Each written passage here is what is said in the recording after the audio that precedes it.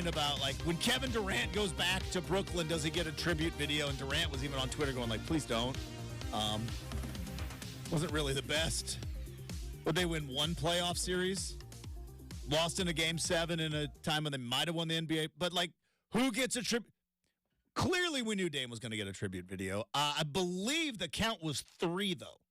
I think there were 3 tribute videos between the highlights, the work in the community, all that stuff. And Dame came back. Clearly was ready to put on a show. But it was the Blazers that showed up, showed out.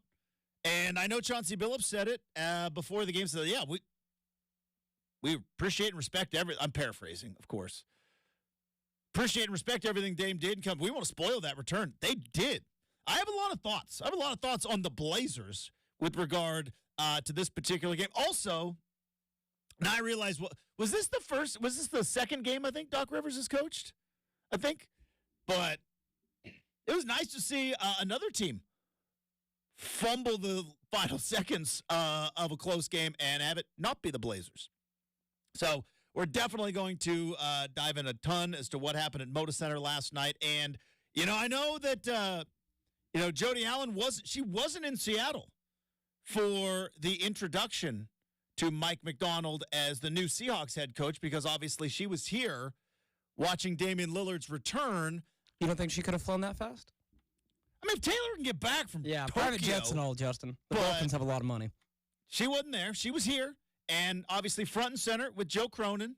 And, I'm kind of borrowing Bill Oram, who's been on the program a couple of times, very good columnist, wrote a great column about kind of what I want to talk about today as well. We joked yesterday about how the windshield's bigger than the rear view. Looking forward is much more important than looking back. And I understand why last night there was a perfect time to reflect and a perfect time to look back. And boy, wasn't it a special relationship? And there was even a little bit at the beginning of the game after seeing all the tribute videos and all this, like, I got a little bit like, man, there's almost a level of frustration.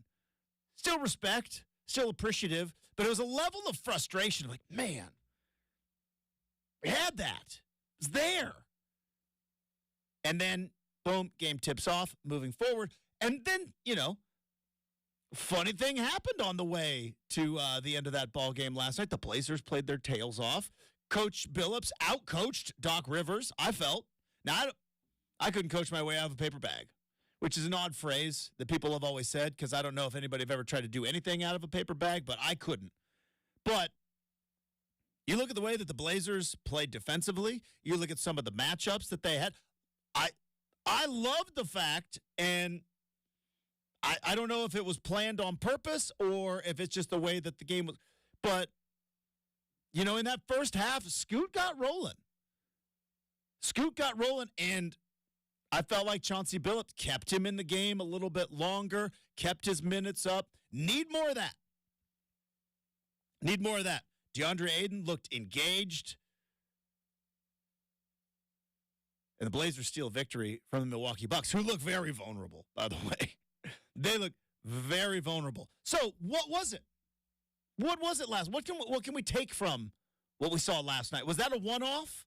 Was that just the basketball gods smiling down on the Blazers saying, like, hey, fun tribute video, but we're going to also give you a nice little win to walk out on? And does it then go back when the ticket prices, let's take a look.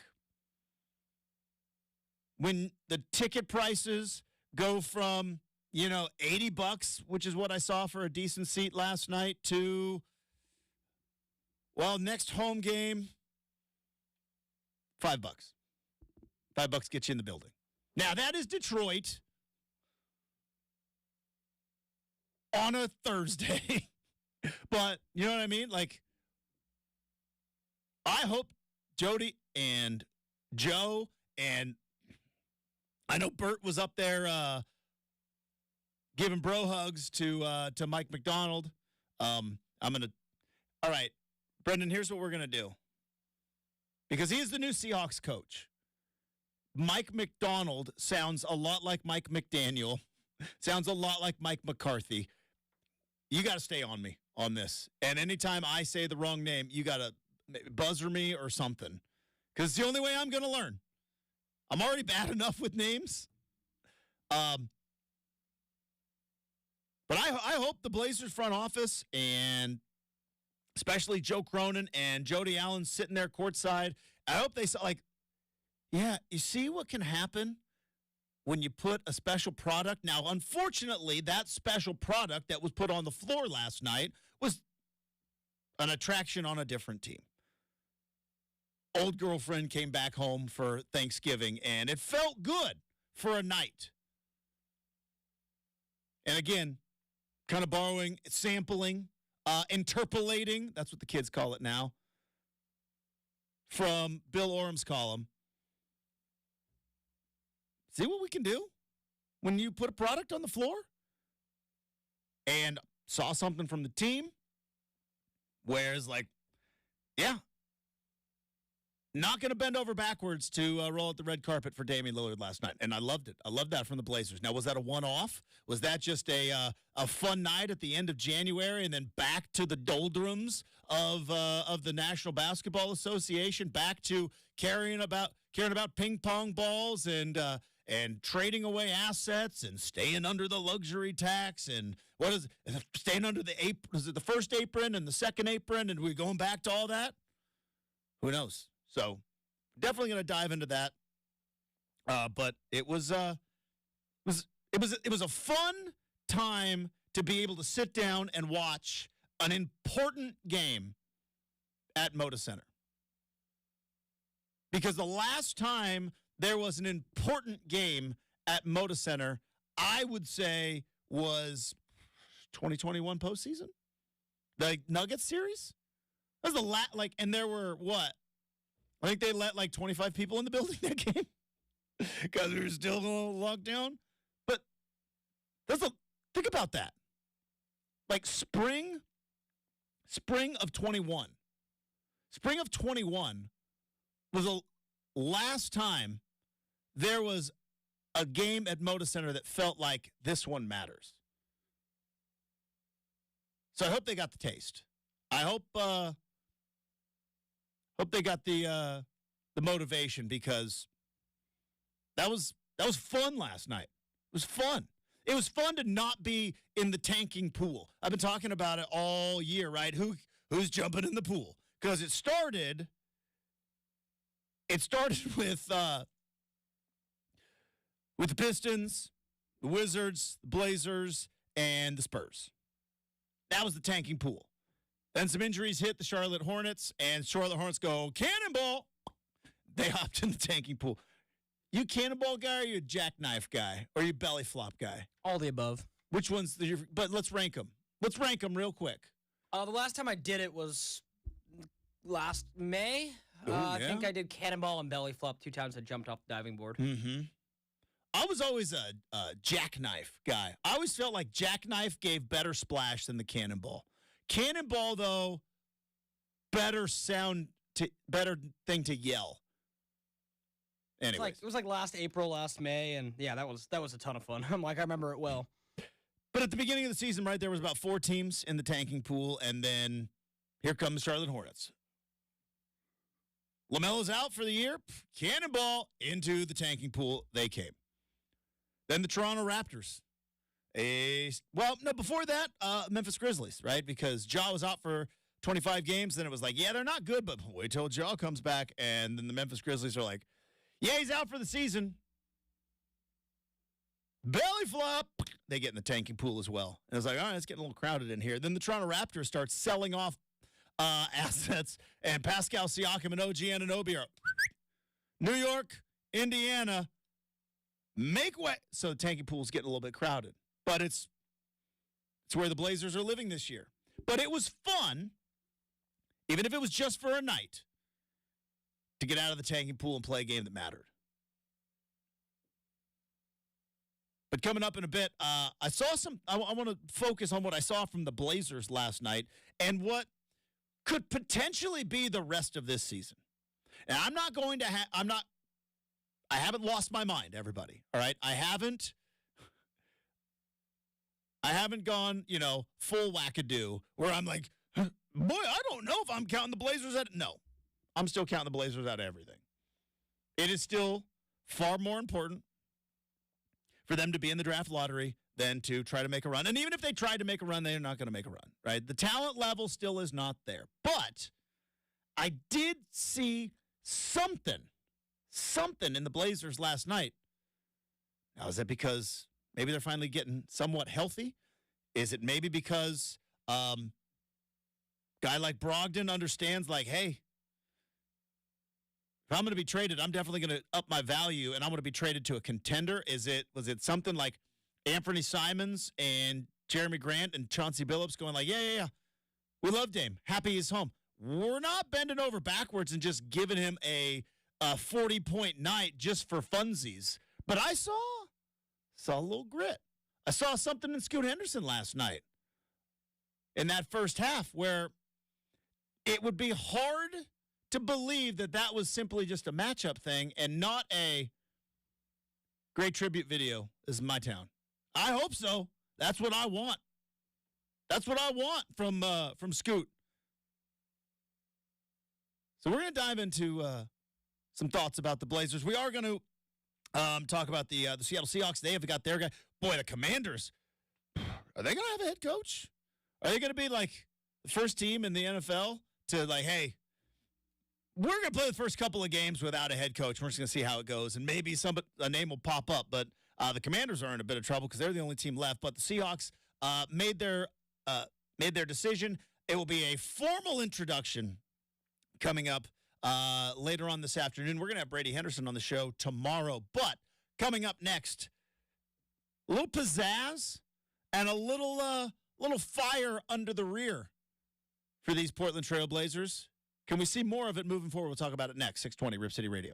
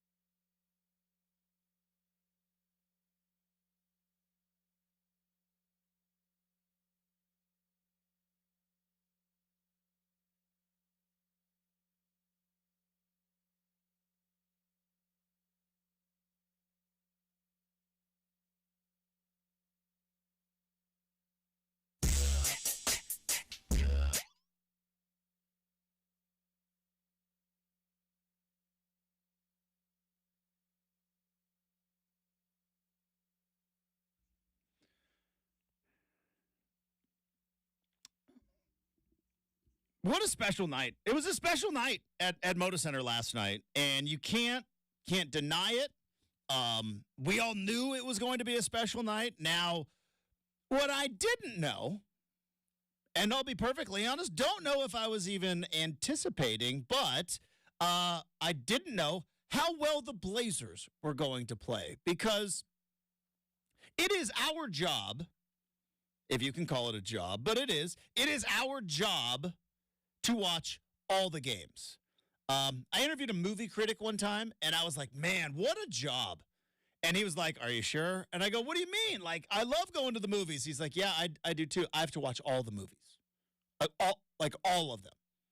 The straight to DVD pieces of garbage. Like, I got to watch them all before I get to Titanic and Shawshank. And like, I got to watch,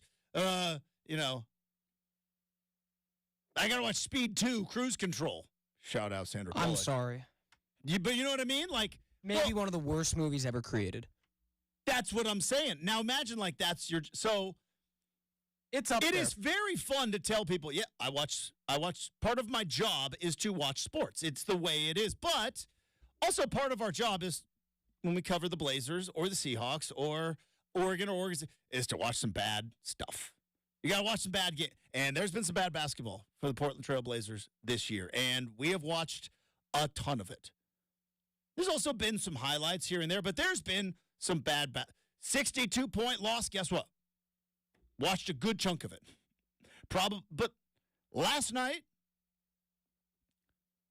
wasn't entirely sure how the Blazers were going to show up. And to their credit and to Chauncey Billups' credit, not only did they show up, that's some of the best basketball I've seen from the Blazers all season long. All season long.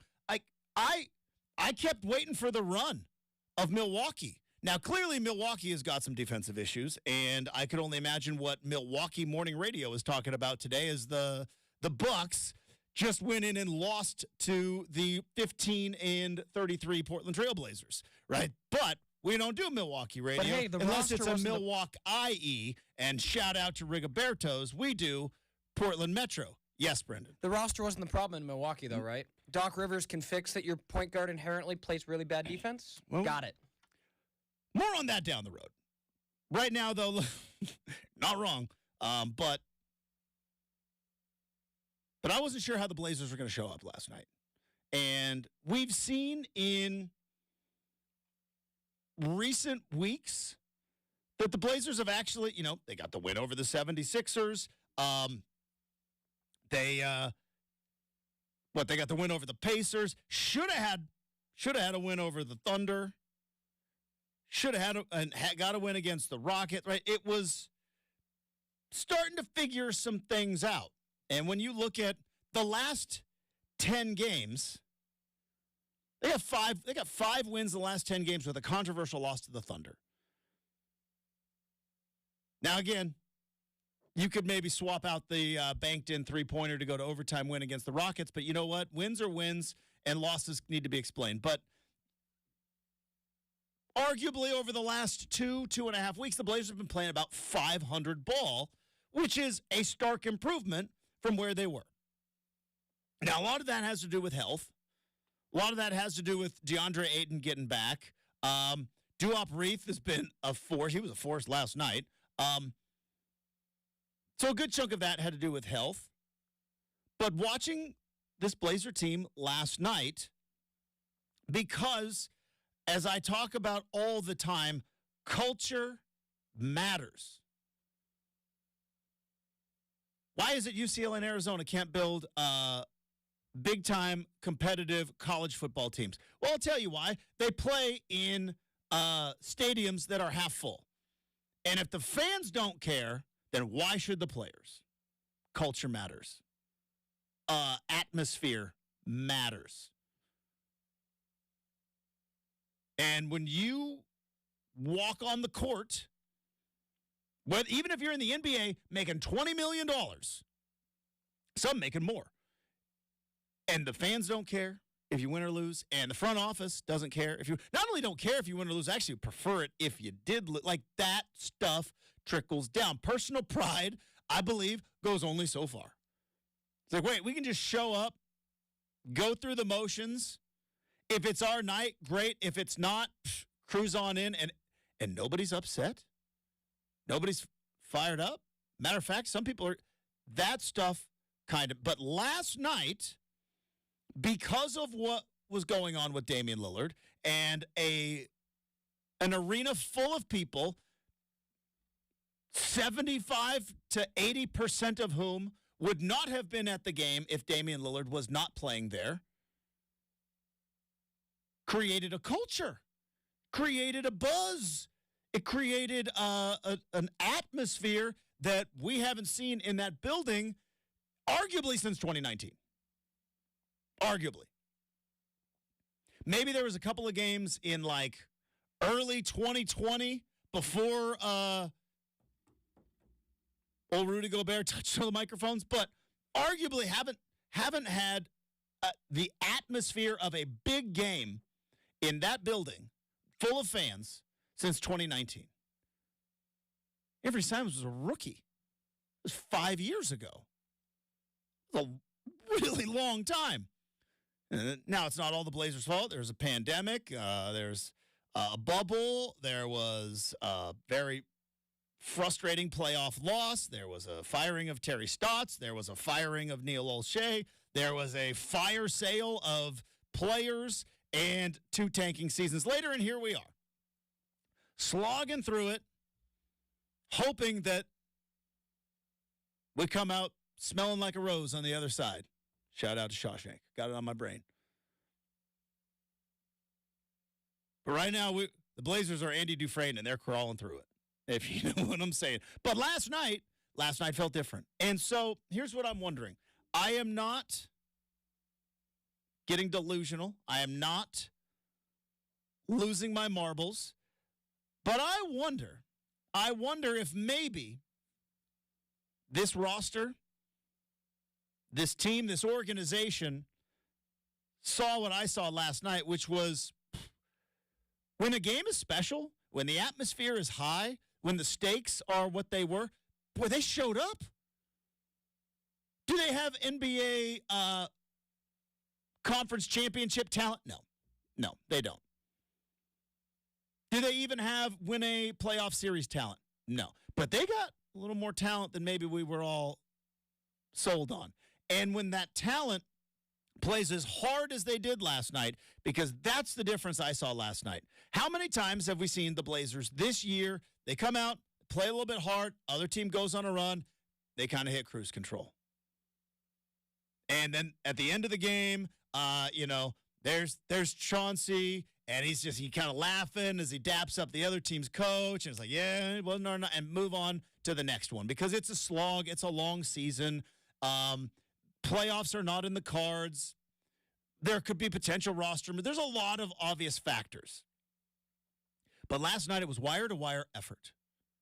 On top of getting buckets, on top of, like I mentioned, Duop Reith hitting buckets. Scoot having, is that his best game? I would think so. This is his best game of the year. He did score like 30-some in a game. So he shot 31 times in that game. Yeah, still. I understand what you're saying. He had 33 points. He also took 31 shots to do it. Well, it wasn't his first time going over 30 this year. I mean, it's up there. I'm not sure. I was just saying, watching Scoot as much as I've watched him, that first half, some of the best basketball I've seen him play. And let's talk about Scoot real quick. I don't know. I'm just guessing. But I've been around a lot of highly competitive people. Now, when you think of competitiveness, I don't know if most people, average Joe, understand, like, the wiring that I'm talking about here. It's, my wife, super competitive, hates to lose. Yeah, everybody hates to lose. But are you willing to lose friends over wins and losses? Because that's what some people at the highest level of competition will do. Like, I don't care. Bleep your feelings is like. And so when you look at Scoot Henderson, and he didn't say this, he didn't hint at it, he didn't imply it. I'm just a vibes analyst. And by the vibes that I saw last night from Scoot Henderson in that first half, I felt like there was an attitude of, yeah, great. Welcome back, Dame. Bleep your return. That's what I felt. You know what? I love it. I love it. I hope that was what he was thinking. I hope that was part of his motivation. I hope he was like, yeah, okay. See all these videos? They're going to be about me very, very soon. I hope that's what he was thinking. I hope that was what was in his brain, in the back of his mind, in the front of his mind. I hope Scoot Henderson was sitting there just stewing on the fact that Dame's getting about 15 tribute videos last night, and he's sitting on the bench, not even starting, going like, you better. And he went in, fire. Tact, but also seemed to be a little bit more restrained in that first half, getting buckets. What do you have? Only two turnovers last night. I loved it. I love that kind of effort from Scoot. I loved the ability that Chauncey Billups gave him. Now, it was nice to get the W. Would like to see Scoot play more than 22 minutes. Because as I have said, maybe last night wasn't the night to do it. Maybe that first half was just enough. Because I believe he played 13 minutes in the first half. And he played 9 minutes in the second half of the game. But I got a sense that there was a little bit of like, yeah, that's cute. Letter O, respect, standing O, minute-long standing O for a visiting player. But this is going to be my town pretty soon. And I hope that's what motivated him. Felt like it. That drive to the lane, up and under, and then turns the ball over, dunks it. It's like, whoa. Okay, there's that number 3 pick overall. Like, there it is. So that was my thoughts on Scoot last night. But just getting back to this Blazer team, like, this is a team that is capable, when you see them play with the effort and the urgency and the seriousness that they played with last night, that can compete. Now, what does that mean? It doesn't mean you're going to win every night. It doesn't mean that you're going to make a run. What it means is that more often than not, at the end of the ball game, you're going to have a couple of chances to make some buckets and get a couple of dubs. If they play the way, like DeAndre Ayton, I thought played some of his best basketball last night. Because DeAndre Ayton's no fool. Brandon, those guys knew that ESPN was in the building. Those guys knew that at the end of the half, they're going to throw it to Kendrick Perkins and Michael Wilbon and what, Bob Myers things on that crew as well. And they're going to, like, well, the Blazers have had what? 2? I think 2 games, both involving Dame, that were like nationally televised games. Those guys knew. The effort, the seriousness, and the intensity that I saw from them last night gave me a smidge of optimism. Now, what happens after this? What happens when you go on the road and face Denver in back-to-back nights? What happens when you come back to Moda Center in a week from tonight and you face the Detroit Pistons in front of not a capacity crowd with no tribute videos and people paid $5 to get in the door? And by the way, shout out to those fans that show up. What happens then? I remember I had not that I would ever compare myself to NBA players, but I had a basketball coach that I loved, Coach Fisher. And Coach Fish, there was one time we played our guts out, and he was like, you guys screwed up. And we're like, it was kind of like, what are you talking about? He's like, yeah, you guys screwed up. Because now I know how hard he can play. Now, like, I felt like that with the Blazers last night. Like, now we know. When DeAndre Ayton puts his best foot forward, he's capable of going toe-to-toe with Giannis. What DeAndre finished with? 20 and 11? Take that. When Scoot comes off the bench, plays with that kind of urgency, knowing that Damian Lillard's in the building, the guy that he was drafted to replace. Didn't ask for it, but that's the situation. Drops in 15 points, 13 in the first half, I think? Like, this team's capable. Now, here's the problem, though, because I just mentioned it earlier in the segment, talking about culture. For the last 2.5 years, this team, now not all the players on this roster were on the roster the last 2.5 years, but for the last 2.5 years, this team has been told, we would like you to lose. Not directly, but indirectly, and some directly.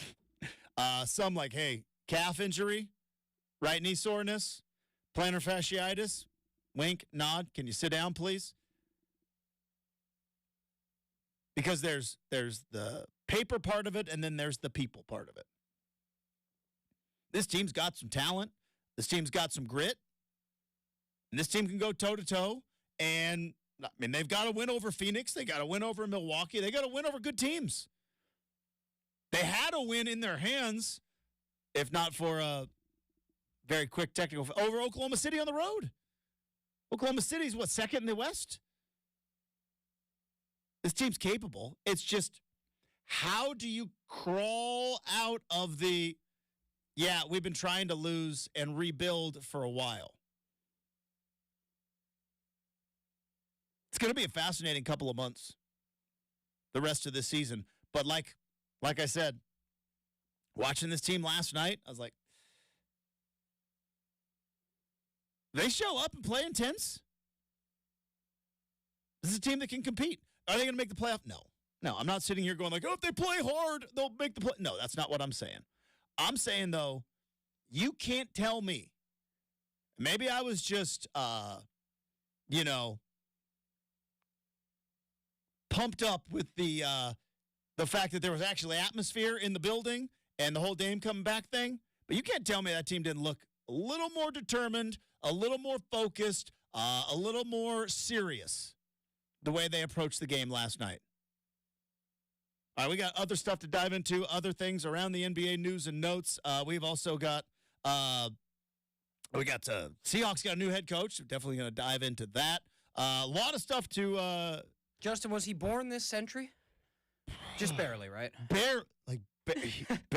I joke. He is 10 years older than me. But yeah, it's like Justin said, you go from the second oldest coach to the youngest. To the youngest, get the youngest coach. That is a, what do you call that, Justin? A U-turn?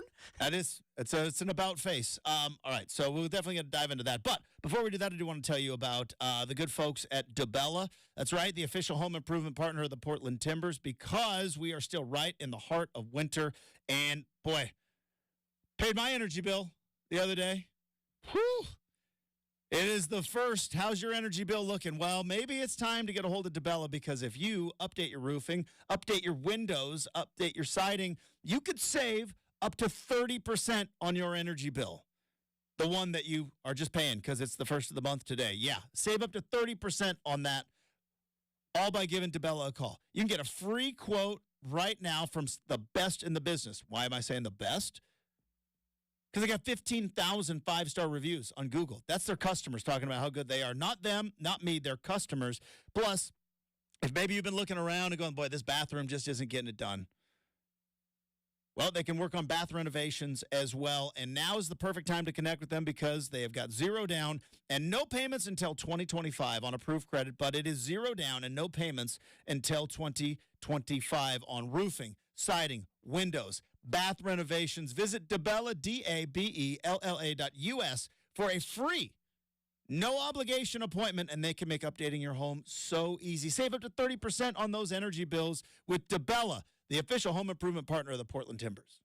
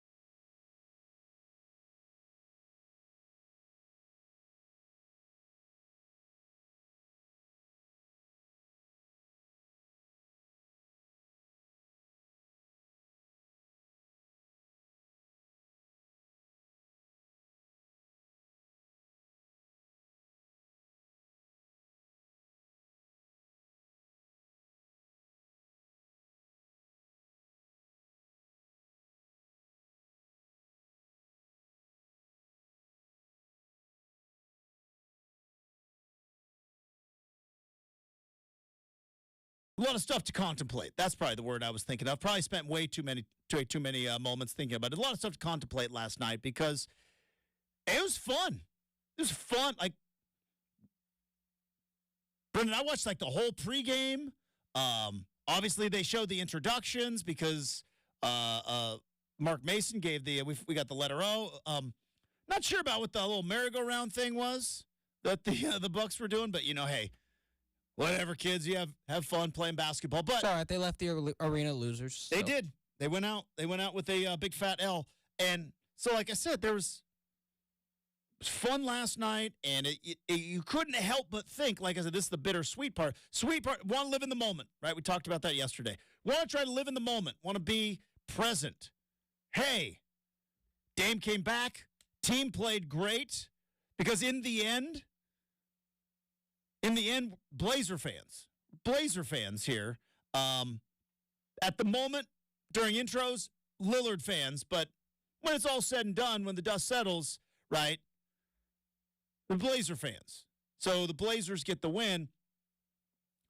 I think the bitter part of it is now the Bucks get to continue their season, and who knows what Doc Rivers is going to be able to do with that team, but they get to continue their season, and they're going to be in the playoff hunt, and they're going to have a chance to win an NBA championship this year. I don't think they're going to, but they've got a chance, right? Can't deny that. You got Giannis and Dame on your team, and maybe Doc Rivers gets some things figured out, but and the Blazers get to come back to, it's like it was a little bit like Cinderella,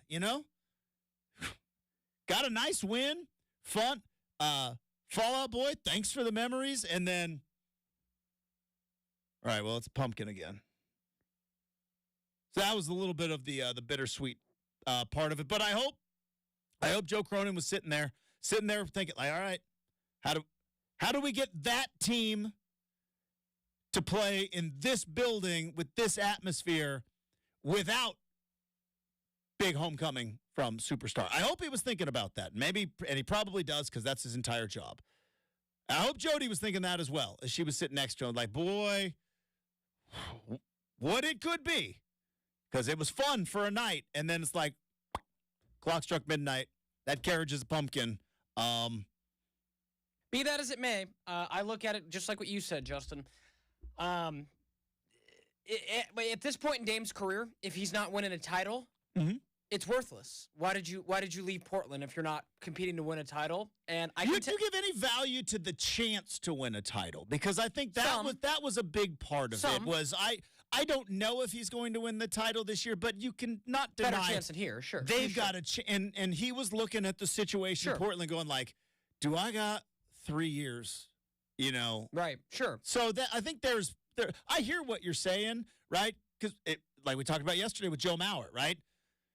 Joe Mauer could have left Minnesota because they made some playoffs and never made it out of the wild card round. But he's a legend. Now, Dame may stay a legend forever. Who knows? Maybe Scoot was like, cute video. But like every year matters when you're 33. And yeah. I look at that Bucks team last night they have no assets to make any moves to the deadline. Yeah, so they won't. That team's not winning a title. Their defense is garbage. So I'm very curious to see like if they can genuinely because that's the thing. I don't think they've unleashed or unlocked the full power of Dame and Giannis yet. So it's like if you can get those guys cooking together and you can score 160, then maybe there's their path to the title. But Justin, like they like okay, no disrespect to the Blazers, but there were some plays last night where I'm like, dang, like I didn't realize some players can make those plays. I'm like, oh wait, Milwaukee's defense not great. All right, let me throw this out. Just a couple of guys. One who played tennis at Sherwood, the other who was most inspirational player of the 1997 Douglas Trojans. Right, so there's our basketball credentials. You know what I mean? So hey, rec basketball, Justin, many years played a lot of 2K. All right, but so that we are not X's and O's guys. Never claimed to be, but let's just have a conversation right now because I'm watching the Bucks last night, and I'm like, what are they doing offensively? Like, I know they can score a lot of points because they got shooters, right? We got shooters. But like, Dame looked not used well They haven't figured out the high pick and roll with Dame and Giannis yet. They have not figured out that pick and roll. Okay, so which needs to I'm happen. not the only one watching this going like, this is surprising. They'll figure it out. That's why I said they haven't. You think they will though? But it's February. That's why they brought in Doc. I really do believe like he will get that dialed in, and that's why I said if the Bucks get their offense and Dame gets, because we talked about it last week, he's averaging about 7 or 8 points less per game than last year. So it's like what I saw last night, especially with that dunk, that was a really nice dunk. Dame still got quite a bit in the legs, Justin, and I think he was a little juiced up as well. That was a nice dunk. Clearly, it was an important game for him. That was as well. a nice dunk. But no, like I think eventually they're going to be like, we need to play Giannis and Dame versus everybody else and have our shooters around the outside. And when they figure it out, I think there'll be a problem. But again, I'm just like I just don't know how you don't like force it. They missed, And do you think? I wonder if part of it was. Look, Doc Rivers has seen some things, right, in his career. And he's seen his fair share of probably homecoming games and these kind of emotional games. And I wonder if there was maybe a sense of like, easy, like, Dame, you don't need to go score 50 tonight. Like, we need to figure some things out. And maybe that was it. I don't know. I'm just watching it. And also maybe we've watched, 10 years of, Dame does what he wants, and now he's on a team with Giannis.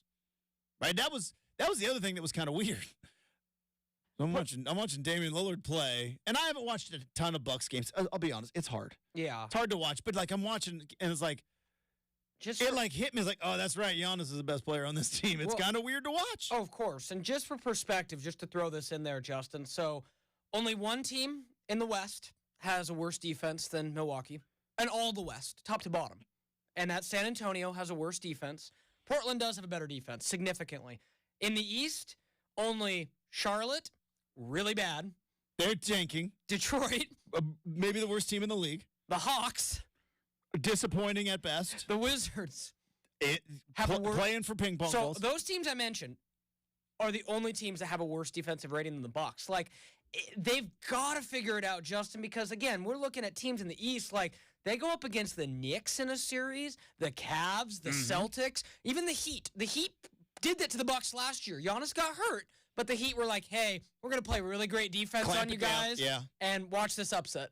And, maybe they shouldn't have got rid of Budenholzer, Justin. I don't know. It's definitely interesting because... And they're still 32-16. I would not, ever not want to have Damian Lillard on my team, but you're like, were they solid with Jrue? Boston's enjoying Jrue Holiday, Justin. I understand. It's I don't know. I'm just, like I said, I don't watch the tape. Okay, I don't break down the film. Do you know what I mean? Like, I don't like in football they call it the all 22, right? I don't watch the all 10. I'm just watching, going like, this is what they're doing with Dame. Like, this is what they decided. Like, it was a bit surprising. All right, that was supposed to be Ground Ball Rock, but we had some other fun stuff to dive into. Speaking of fun stuff, hour number 2 is coming up. We've got to make or miss. We got more reaction and thoughts from last night's game at Moda Center. Hour 3, Aaron Fentress joins the show. So, see you on the other side in hour number 2, 620 Rip City Radio.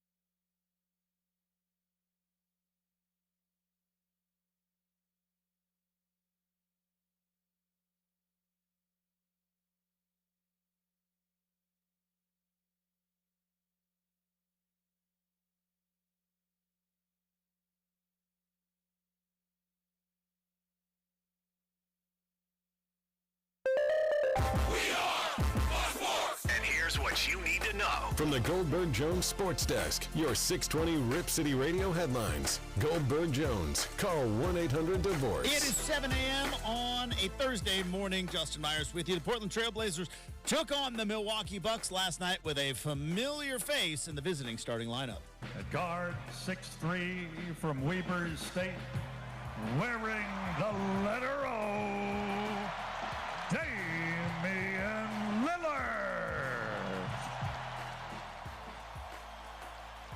Made a long-standing ovation by the Moda Center crowd for Damian Lillard's return, but it was a Portland victory, 119-116 to end the night as Anthony Simons led the way with 24 points. DeAndre Ayton dropped in 20. Seattle Seahawks have found their head coach. Ravens defensive coordinator Mike McDonald, come on down, youngest head coach in the NFL at 36. And also rumors circulating that the Washington Commanders could be closing in on hiring Dan Quinn, Cowboys defensive coordinator. Aaron Fentress from the Oregonian, friend of the program, joins us in hour number 3, but hour 2 starts right now on 620 Rip City Radio. The home of the OSAA is 620 Rip City Radio. It's RCM with Justin Myers, right here on your home of the Portland Trailblazers, 620 Rip City Radio. Hey, welcome back to Rip City Mornings. I'm your host, Justin Myers. Super producer Brendan is, as I say, safely partitioned on the other side of the glass. We got Make or Miss coming up in about 20 minutes. Also, a lot to talk about from the big night at Moda Center last night. You just heard during the update, the intro by Mark Mason. And I got to imagine for the workers, the people who are there, not only the broadcast team, but, event staff. Brendan, you've been there and run stats and like the infrastructure and the amount of legwork it takes to kind of put, and like, probably a special night for all those folks to see a guy like Damian Lillard come back. And I don't know. I watched it. Felt like Mark Mason had a little cotton ball in the voice. Felt like a little bit. And I understandably. Don't know why they didn't have him. And again, the Bucks submit their starting lineup, and I imagine there was something to. There's a reason why he didn't go last. And Portland, like, what was going on there? What were the Bucks? They did Giannis last, and Giannis is still the best player on that team. I understand that, but just in one night, why wouldn't they just go, hey, how about we Good do question. this? We do the whole, and then 7 foot out of Greece, Giannis Antetokounmpo, and then, all right, let's let. But Dame had his, like, the rest of the starting lineup didn't even matter because by the time they announced Dame, it was like everybody's going to stand up and cheer for a long, long time. And it was almost like kind of awkward. But credit, I talked about it yesterday with some stuff with Oregon basketball and an event planning thing that kind of went awry, unfortunately, because of an injury. Like, I thought Mark Mason handled it as well as possible. Like, he was like, we got to get the rest of the starting lineup out, but these people aren't going to stop. And then the Bucks did their, like, the Bucks just kind of stopped. And they're like, all right. And the Blazers intro happened, but it was a fun night at Moda Center last night. And, once the clock hit triple zeros, really thought Dame was going to take that shot. Really thought he was going to take that shot. Now, credit to Chauncey Billups, because I thought a couple of things that Chauncey Billups did really well last night. And as I mentioned in the previous hour, and hopefully you were listening in the previous hour, if not, like, come on, just get up a little earlier. But it's like I don't criticize or critique coaching because I don't know. I don't watch the film. I don't scout. I don't run practice and shoot around. I go to bed well knowing that coaches in the NBA know far more than I do. Just like GMs in the NFL, when the draft comes around, know far more than I do. I just comment on, 90s nostalgia and food. That's my expertise. But I thought last night, a couple things that Chauncey Billups did really well. They were not going to let Dame start cooking. Still had a solid game. Didn't shoot well from beyond the arc, but still had a solid game with 25 points. But that was the one advantage I thought the Blazers had last night was, Brendan, we've all seen old Dame start cooking and know, like, what that feeling is. And I thought Chauncey was like, timeout. Nope. Hit a big three, I think, in, like, mid-fourth quarter, like about 5 minutes to go. And it was like, I've seen that before. Timeout. And then in that final possession, knowing, like, everything, like, get the ball out of his hands. It's also really nice, and this is maybe a bit cynical, but it's nice to be on the other side of a great defensive game plan against Dame. So, like, so all those years, like, whether it was, oh, goodness. New Orleans? Yeah, but what was there? Alvin Gentry. Alvin Gentry. There we go. What's Alvin Gentry doing, man? He's probably counting his money. Assisting somewhere. Or he's running a basketball camp and counting his money. But yeah, like, all right, you want me to leave, but you're gonna pay me? Yeah, got it. But like that year, it's like, hey, we're just gonna have Rondo and Anthony Davis trap Dame every time, and someone else on your roster will beat us. And like last night, not to say that like obviously Dame's seen a wide variety of defenders, Justin, but let me make sure I get the size right here. Dame probably was like, guys, who's this Toumani Camara guy? And why do you have his 7-foot wingspan on me? I'm paraphrasing. I'm not sure if it's quite that long. But you know Camara, Justin. He's tall. He's long. He's got long arms. And there were several times last night where he was picking up Dame in the backcourt when he inbounded the ball. Giannis trying to get in front of him. Get out there, get the ball out of his hands. Yeah, and I love it. Like, that. Well, that was the one thing. That's right? great. If the Blazers wanted to do exactly what they did last night and wanting to kind of, hey, fun night, but I mentioned it in the first hour, there was a worry. And maybe I'm not a good person. Or maybe I'm not a good fan. I shouldn't say that. I'm a good person. Try my best. Maybe I'm not a good fan. There are far worse people in the world than you, Justin. I would like to think so. I like to think on the good, bad. I think you're good. I'm on the... Also, shout out real quick. On the good guy side, but I was going to say, like, maybe I'm not a very good fan. There was a worry that I had that this particular Blazers team was going to let Dame have his 40. Do you know what I mean? Right, sure.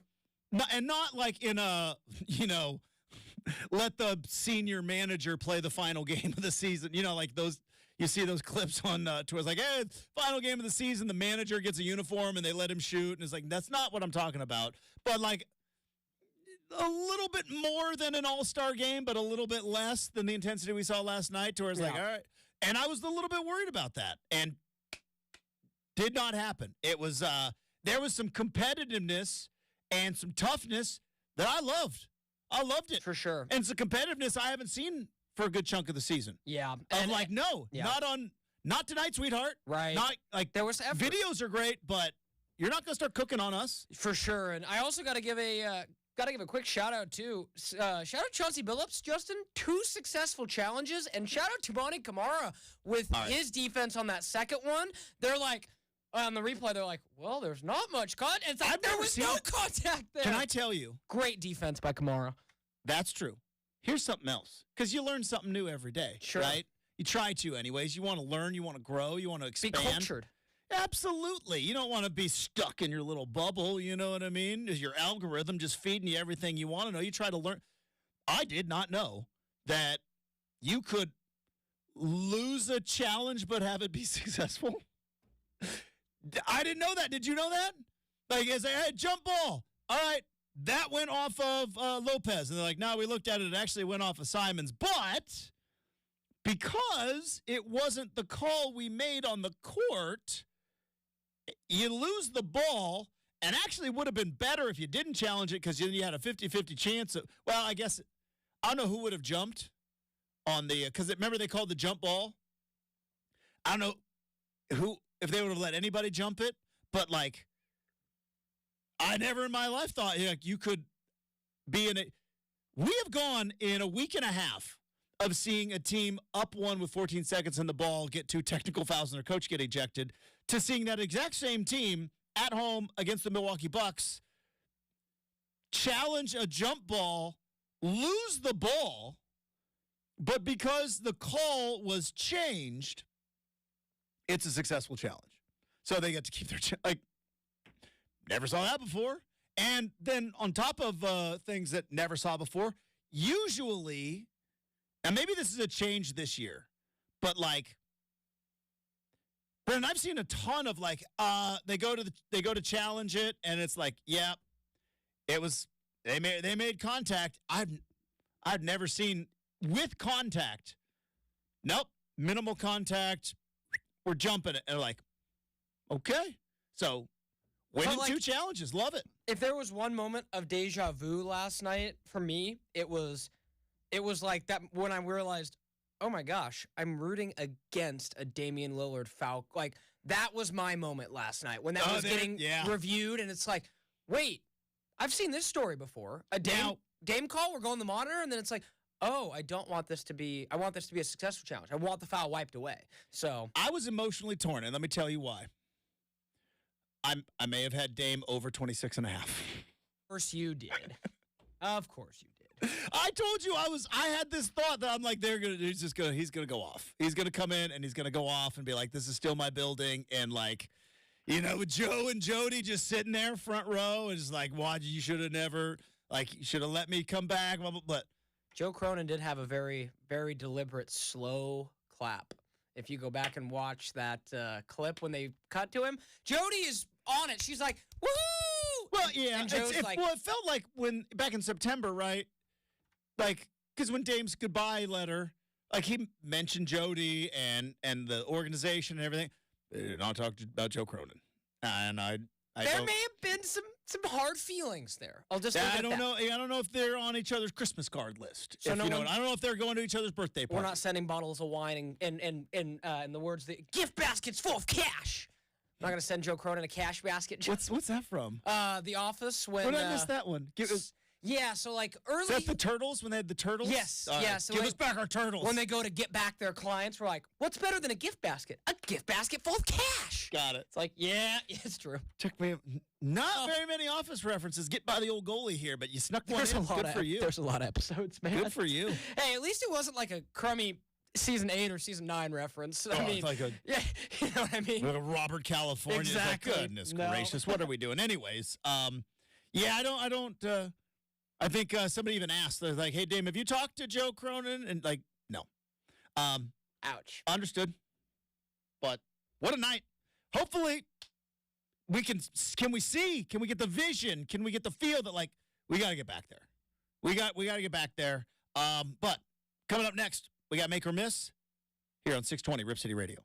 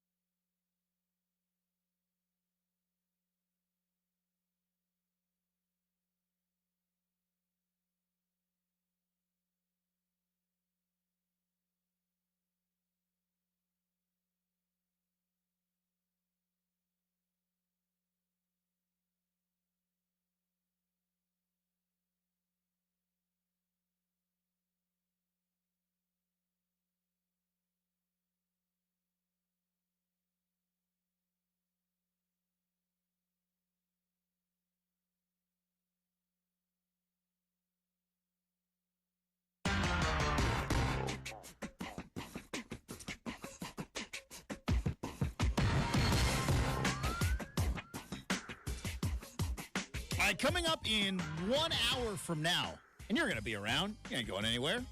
And even if you are, I mean, stop in the earbud. Because you're not going to want to miss it. Friend of the program, Aaron Fentress joins the big show.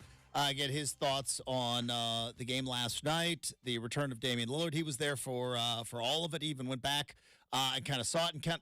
And we get the story from, obviously, a lot of different times Dame has said it, but I saw it from Fentress, so I'm going to give Fentress the credit.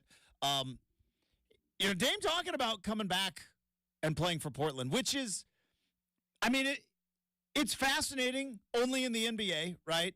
Only in the NBA. Could you imagine ever, like Matt Stafford, right?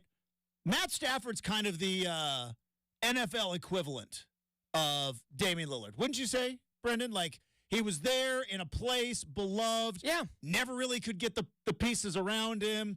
Got close, went to the playoffs, but then left. And very much like if Dame was playing in the NBA without Steph, like if Stafford was playing in the NFL without Brady, looked at a whole lot differently. Or played in a division that didn't have Aaron Rodgers. Well, that too. I guess Rodgers is the far better comparison. Didn't have to play Rodgers twice. Yes. But like, could you? And Stafford was, after he won that Super Bowl with the Rams, was like, yeah, I still love Detroit. But could you imagine if, like, and this is not a criticism, it's an observation.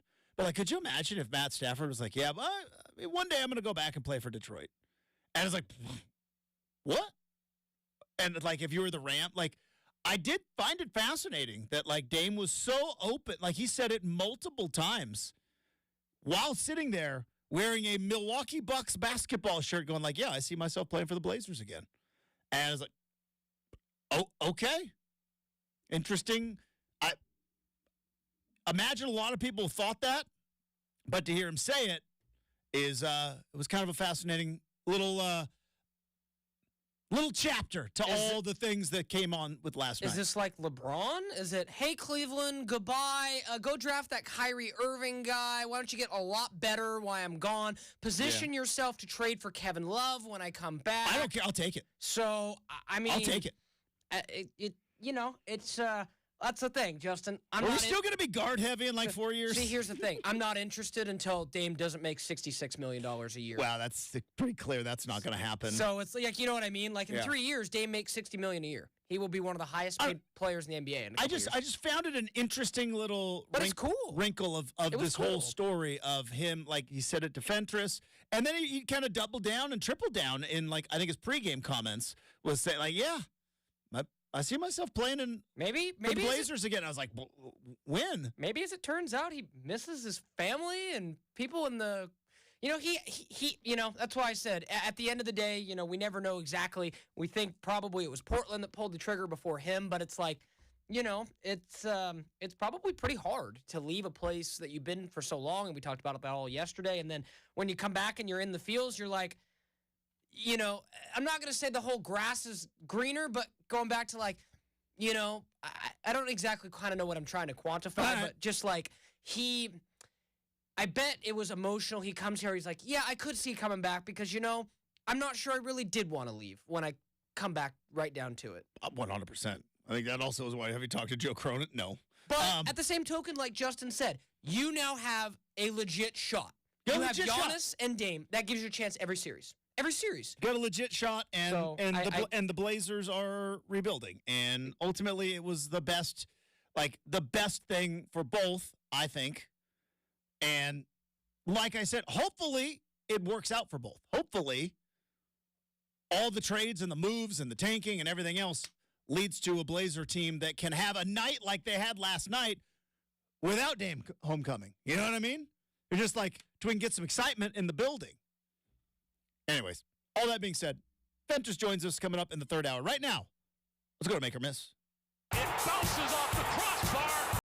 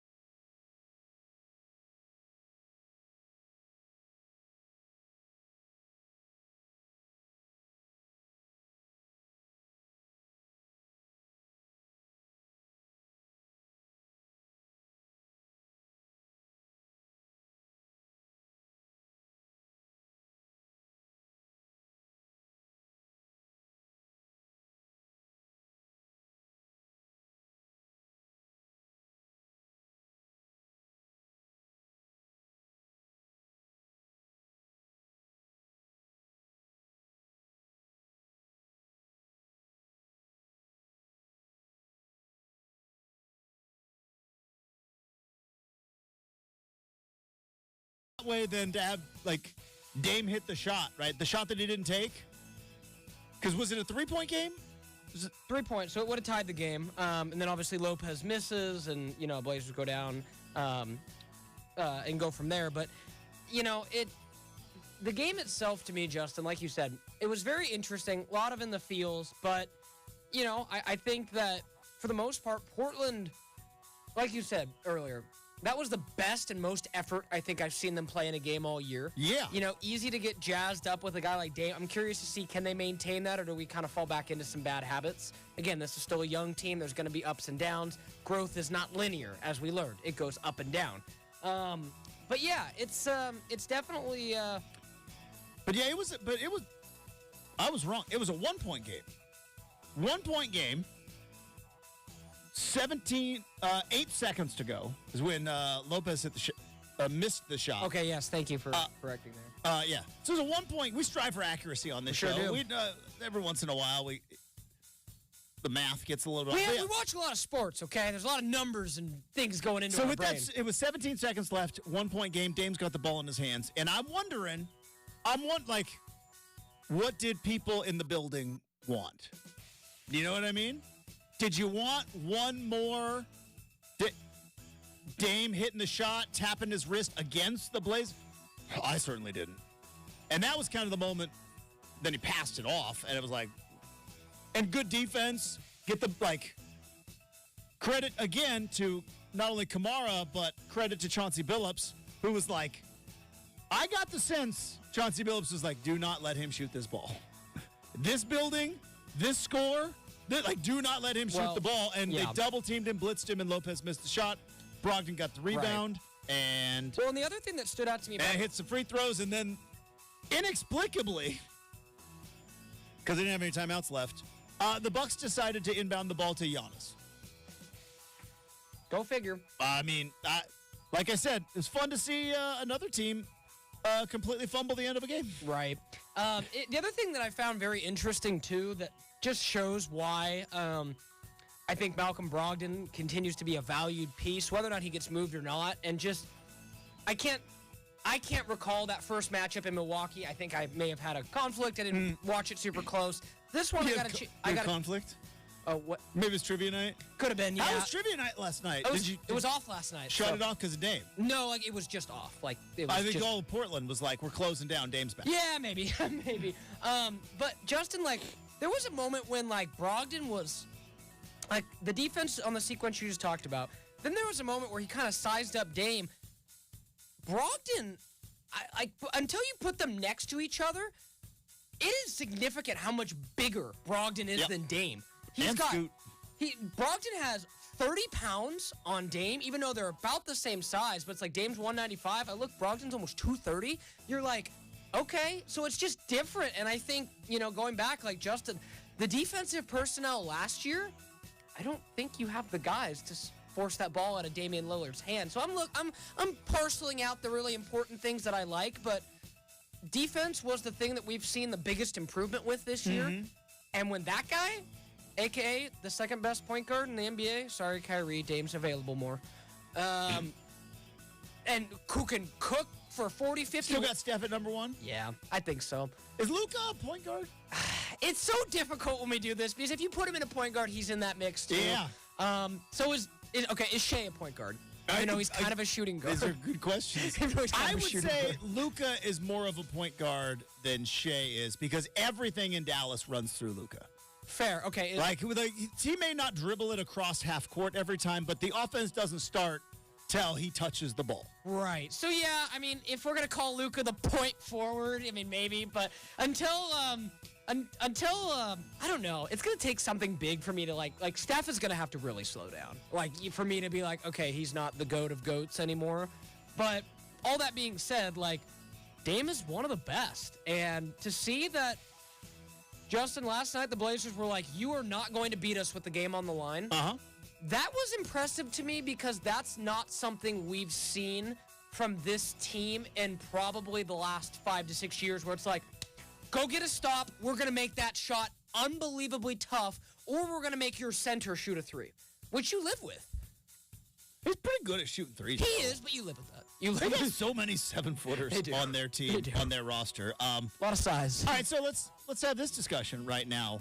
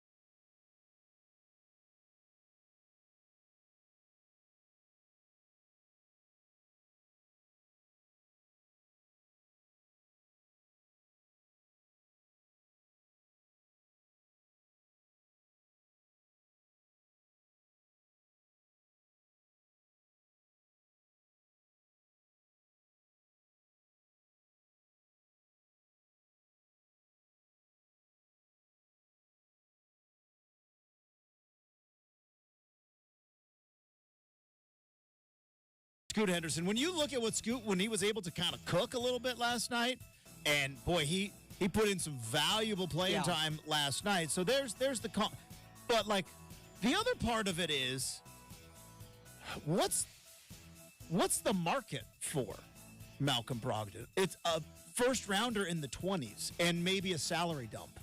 You know what I mean? But here's the thing. Like that's what I'm saying. Like, is it better to keep him on the roster, play out the season?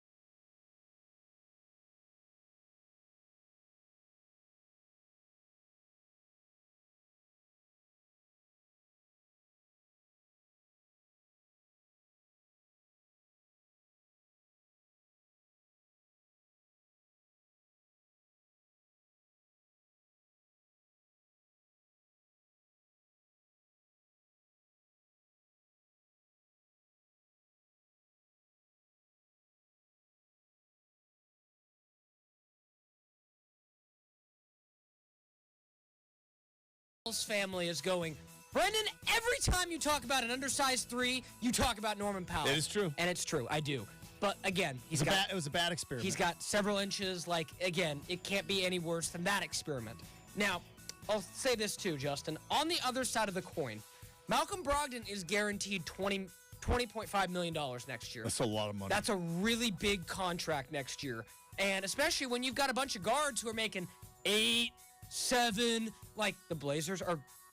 Justin, the Blazers could even have cap space next year if they wanted to go chase somebody, if they decided to trade Malcolm Brogdon. So knowing that he's probably not going to be in the long-term plans, on one side, yes, you could hold him, wait till the summer, trade him in the summer, get another expiring deal, and just kick the can down the road. Mm-hmm. But who knows what you'd get. Right now, in about a week and a half, you're going to, let's pull up the standings here, you're going to get a team who is desperate enough to give you a pick and something maybe valuable that they're giving up on. Like, even the Lakers, for example, are entering that realm of desperateness where I saw they offered a first-round pick and I believe one of their young players, Austin Reeves or Hachimura, for DeJounte Murray in Atlanta. And they're like, that's about 3 picks too short.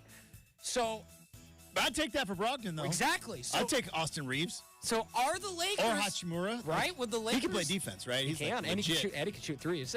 But like, Because remember when the Lakers lost close to the Nuggets in Game 1 last year, and they're like, we got it figured out. Yep. It's Hachimura. He's the Jokic. Yep. I was like, he's Yep. good at defense. yeah.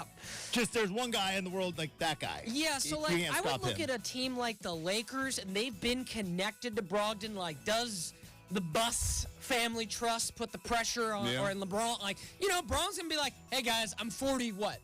40? I actually don't know. Is it 39, 40, 41? I don't know what LeBron is right now.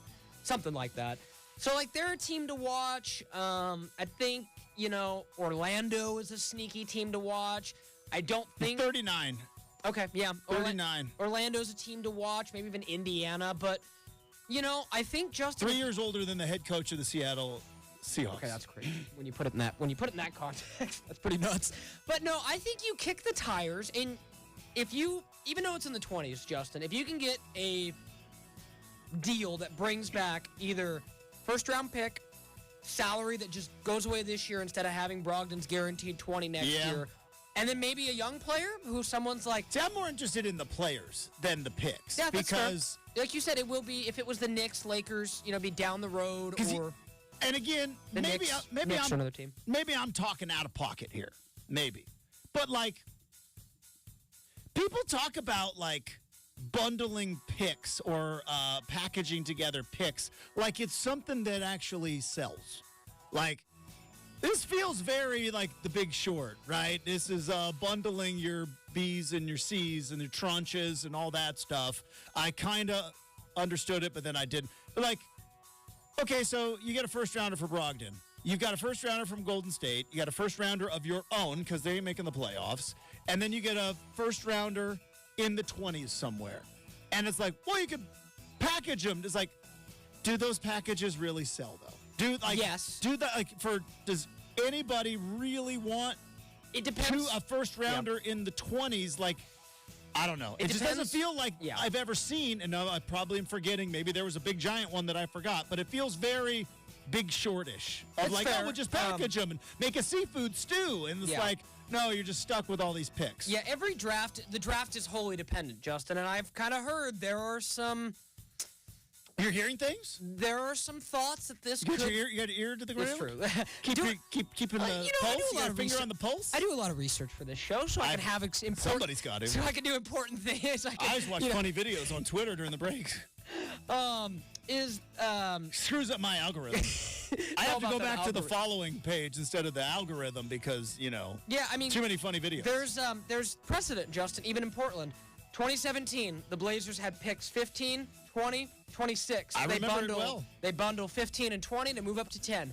So, granted, they take Zach Collins. And it took Jason. Zach no. Collins, yeah. Oh. Yeah, my guy. I love The young Zach James Collins. Dean. I'll never forget him. But yes, so I think Well,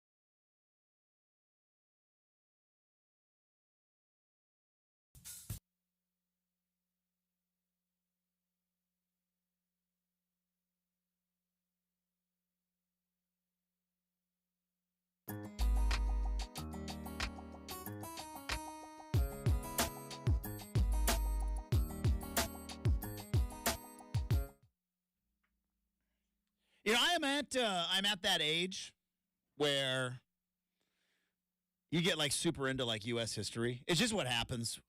Brendan, you'll find it. You get about 35, 36, and all of a sudden it's like, man, like a documentary on the History Channel just sounds like a good time. And I don't know why. It just happens. It happens to every dude, I think. All of our dads got like super into World War II and like so. And then you find like your thing. And my thing has always been the presidents. I love the presidents. The story of the presidents. There are so many things when you look back of like, oh, it's as crazy as it's ever been. It's like, no. Go back. There's crazier stuff. But there was a theme for a long, long time in our country in the types of people who would become president. And it basically came down to cowboys and nerds. Like, there's the super, super smart people who had to straighten up the books but weren't all that charismatic. And then there were the cowboys who, like, the bully pulpit, and they could razzle-dazzle a crowd. And then it was like, and then they, then the checkbook got a little bit out of whack, and we had to bring back the nerds again. And so it was like, for a long, long time in the history of our country, when you go back and you look at, like, presidents, there were political parties, but it was like there were cowboys and there were nerds. NFL head coaches, it's becoming cowboys and nerds. And boy, the nerds are having their time. They are. They are having their time. Now, there's still room for cowboys. Jim Harbaugh, Dan Campbell, right? Those are the cowboys. Those are the, the grizzled old, like, we're going to play hard-nosed football. Like, those are, but there's a lot of guys that started off as quality control. And I'm not saying it's wrong. I'm just saying it's what it is. So when it came down to it for the Seattle Seahawks to make a decision at head coach, where do you go? Do you go cowboy? Do you go nerd? They went nerd. And this is the new world order, shall we say, in the coaching world of, guys that came into the profession not ever wanting to play. Usually when you get into coaching, it is because somewhere along the line they told you you're not a good enough player. It's usually how everybody starts coaching, whether it's baseball, whether it's in basketball, whether it's in football. Some point along the line, right, somebody, some organization, you're not good enough to play. Got a passion for the game, but you're not good enough to play. I think Dan Lanning was on, Ryan Russillo's podcast. He was asking him about, he played NAIA football. And as a Western Oregon Wolf, I respect and love the NAIA. But a lot of people don't know what NAIA is. That's, Division III and less than that. And he said, basically it means you love football. No frills, no bells and whistles, no cool gear. You just love football. Well, now we are seeing guys like Mike McDonald, who was just named the head coach of the Seattle Seahawks. And if you look back at his bio, he was on the coaching path from the moment he went to college. Now, did he go to college to play football? No. He went to the University of Georgia. He was not a scholarship player. He was not a walk-on. He was not a football player. He was a graduate assistant for Mark Richt in 2010. And it started a run of graduate assistant, defensive quality control, intern. He interned with the Baltimore Ravens back in 2014, then became an assistant on the defense, then became the defensive backs coach, then became the linebackers coach, defensive coordinator at Michigan in 2021, back to the Baltimore Ravens. Maybe saw some things coming with Michigan. As a defensive coordinator, boom, now you see it. The nerds are having their time. And I'm not saying, again, that it's wrong, but it is funny that you look at like the way the decisions are being made at the top levels, right? There's the guys that know the math, and then there's the men. We got to play some smash mouth football here. That's what we got to do, man. We got to toughen up, and we got to want it more. And so now you got a guy in Mike McDonald, who's 36. Do you ever watch Office Space? Did not. Okay. Well, in Office Space, there's a running joke of a guy who has the name Michael Bolton. And because obviously Michael Bolton, what a man, like that guy. And then it's like Michael McDonald from the Doobie Brothers, who then had a great solo career. You remember in 40-Year-Old Virgin, right? If I hear that Michael McDonald one more time. But what's funny is I don't know if Mike McDonald, the new head coach of the Seattle Seahawks, Brendan, would even understand the reference or the joke because he is that young. He is that young whippersnapper, which is it's going to be fascinating to see which direction he takes the Seahawks. And I know a lot of people. He's younger than Lanning. I didn't even. Yeah, know. Yeah, he's 36. Like I thought Lanning was pretty young, and I'm like, I don't know if that'll be topped. But again, just like we talked about earlier in the week, the thing that was just so impressive to me, and anyone, I feel like we should inspire Justin. Anybody listening here on the radio, just keep this in mind. Exactly 10 years ago, Mike McDonald was a coaching intern for the Baltimore Ravens. Mm-hmm. An intern. Justin, I'd be willing to bet he made no more than $40,000-$50,000 a year at best as an intern. But this is the new path now where, and it's going to be interesting to see if this trend continues where it's like you don't have to play anymore. You don't have to play football. You can just love football, not have to play it. And there's a lot of, Bill Belichick never played high-level football. He became the greatest coach of all time, but he played some football. Now it's just like coaching is its own skill set. Do you know what I mean? Used to be like, well, you got to play a little bit to understand the game, and it's like, no, now you can just, from afar, understand the game, and you are seeing more and more guys. So I'm going to be fascinated to see the direction. Now, he had the Baltimore Ravens as a defensive coordinator this year, number one defense in the league, right? And without truly a star. You know what I mean? Like, who's the best defensive player?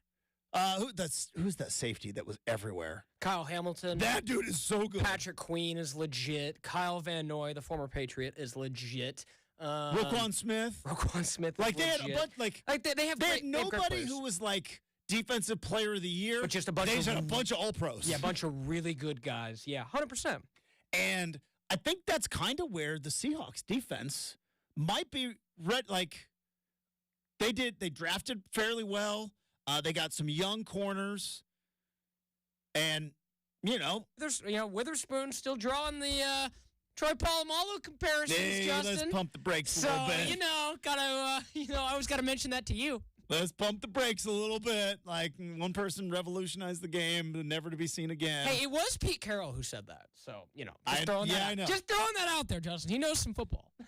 But yeah, I mean, if you're Mike McDonald, you're walking into a team, and what does this mean for Geno? Is the question. Is it officially cooked, or does Mike McDonald come in and go, I can win with this guy? I don't know. Who's going to run the offense? That will be there. Key. You go. You got to pay pretty close attention to the staff that he's going to ultimately put together. If I were a betting man, and I bet a little bit, had 26.5 for Dame last night. Those 2 free throws.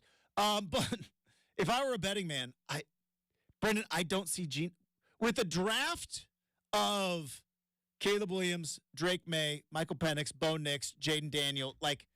I can see any of those 5 guys being maybe not C.J. Stroud, because I think C.J. Stroud is a really special dude, but I can see any of those 5 guys quarterbacking a winning football team and being like Brock Purdy style, which is not $800,000 because Mr. Irrelevant, but pay him $3 million instead of going out and paying Geno, which I think he's vested at somewhere around 12. Financially, and if you bring in the nerds are going to look at the books and be like, wait, we can go get a first-round quarterback like Bo Nix, bring him in here, pay him $4 million, and we can go get an edge rusher. So we'll see what I think it's the end of Geno. We'll see. Dr. Brady Henderson coming up tomorrow. Aaron Fentress joins us in hour number 3. That's next, 620 Rip City Radio.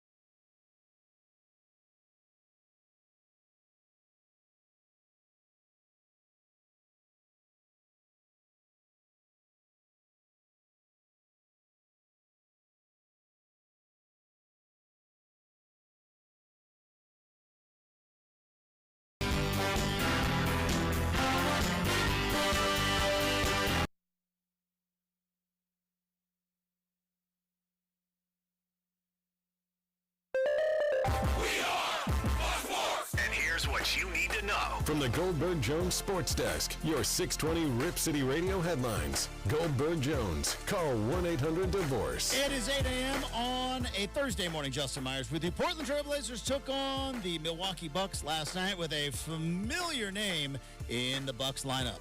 At guard, 6'3" from Weber State, wearing the letter O, Damian Lillard.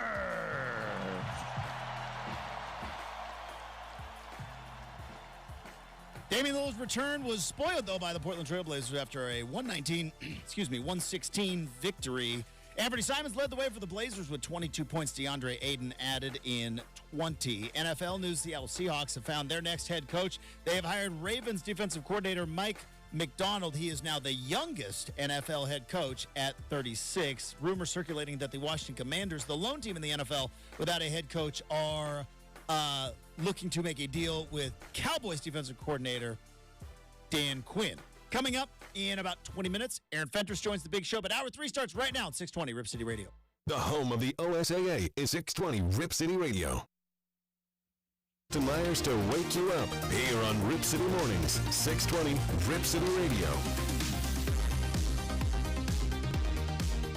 Fun night in the old building last night.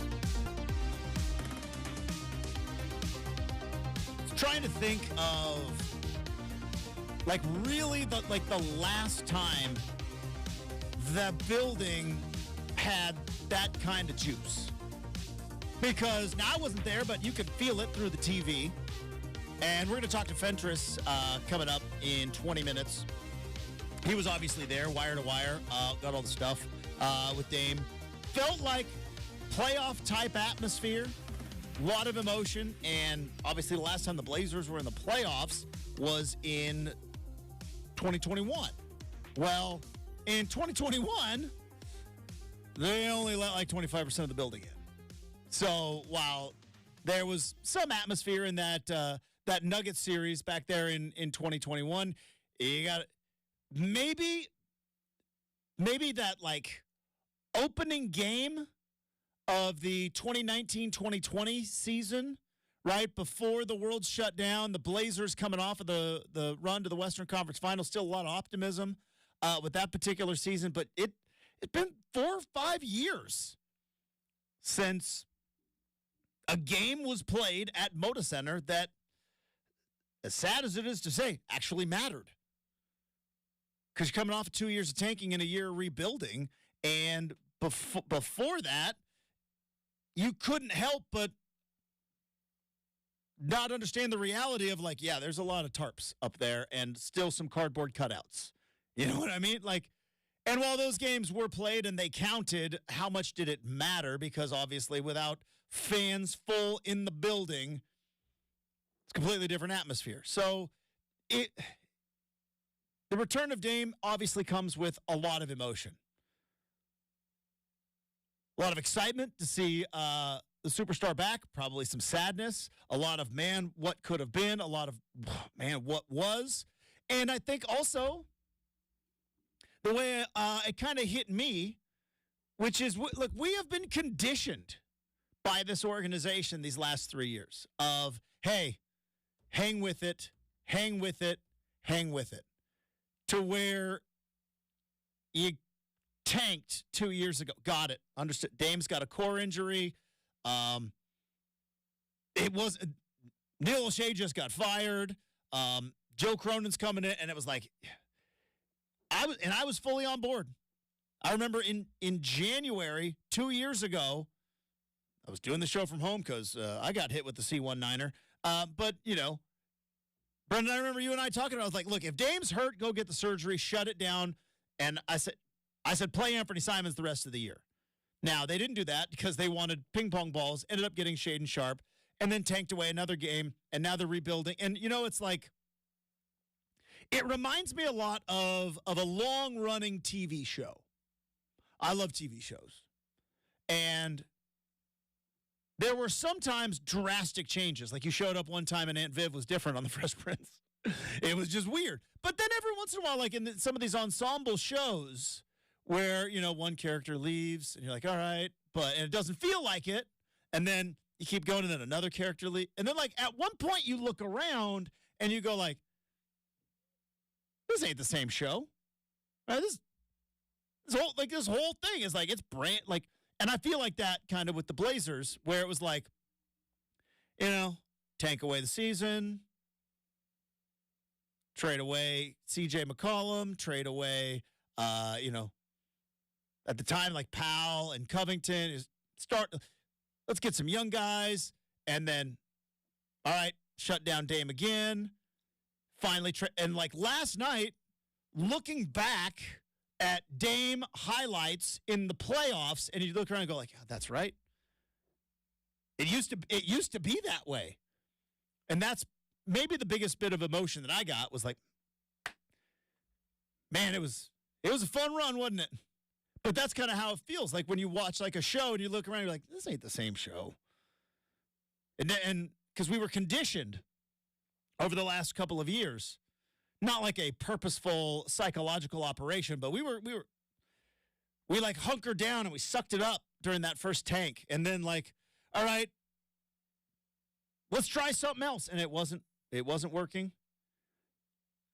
And, Dame had the calf injury and, a couple of the other pieces that were put, it wasn't clicking. So then got to trade away Josh Hart, trade away more assets, and then shut down Dame and Ant and Nurk again, and get into the draft, get that number 3 pick, you get in Scoot, and it's like Dame trades, so now you're rebuilding, and it's like, man, you look around and go, how did we get this deep in the corn maze? Because you look back at those games and those highlights of the, that we all kind of watched last night in Dame's return, and you're like, boy, it feels like yesterday. That was not yesterday. It's been a while. So hopefully for Blazer fans like me, like Brendan, like all of you that are listening to the show, hopefully like fun night. Now let's start building, like rebuilding is one. Let's start building. Like, let's start making our way back to that particular place. But it was also fun. It was fun to see this Blazer team as it is currently constructed, which is not quite there. I don't think that's being mean. I think that's being fairly honest. This team, not quite there. Nobody had any grand illusions that this team was ever going to be there. We knew what it was. But, I go back to what we talked about a lot in September and October of trying to be realistic about this team. And I think the realistic thought was, not going to win a ton of games, but it was maybe going to be fun to watch. And last night kind of felt that way. Like hopefully we'll get Shaden back. Maybe not going to win a ton of games. Going to have some fourth quarter meltdowns because you got some young players. But maybe going to play fast, play hard, be fun to watch. And they took a tough stretch of injuries, right? And also, young players hit brick walls. They just do. But last night, watching that game, watching a team get to play in an important game, because there's not going to be a more important game that this team plays in all season long. It's just not. The eyeballs, the stakes, the environment, everything that was there for the Blazers, and it was just fun last night to see this iteration of the team get to kind of play in it. And also, it's fun to see Dame back. It's also a little bit sad, and it was like, boy,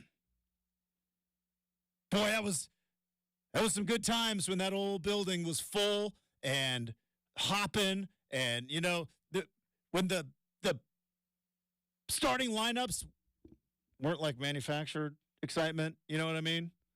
Like, you watch the starting lineups. Brendan, did you watch starting lineups? Because I purposely watched them because I want to see what Mark Mason was going to do. I thought he handled it great. I thought, the standing O for Dame was fantastic. And it was like, oh, yeah, Blazers starting lineup. And it's the pump-up song. And it's, all the guys with the city. And, like, it's dark. It's like, hey, it actually means something this time. And then maybe they're a little bit pumped up because it's not manufactured. The other thing I saw last night, and maybe I'm projecting, maybe I'm just trying to put it out in the universe, but I think, and Scoot's had games where he's played more minutes. Scoot's had games where he scored more points.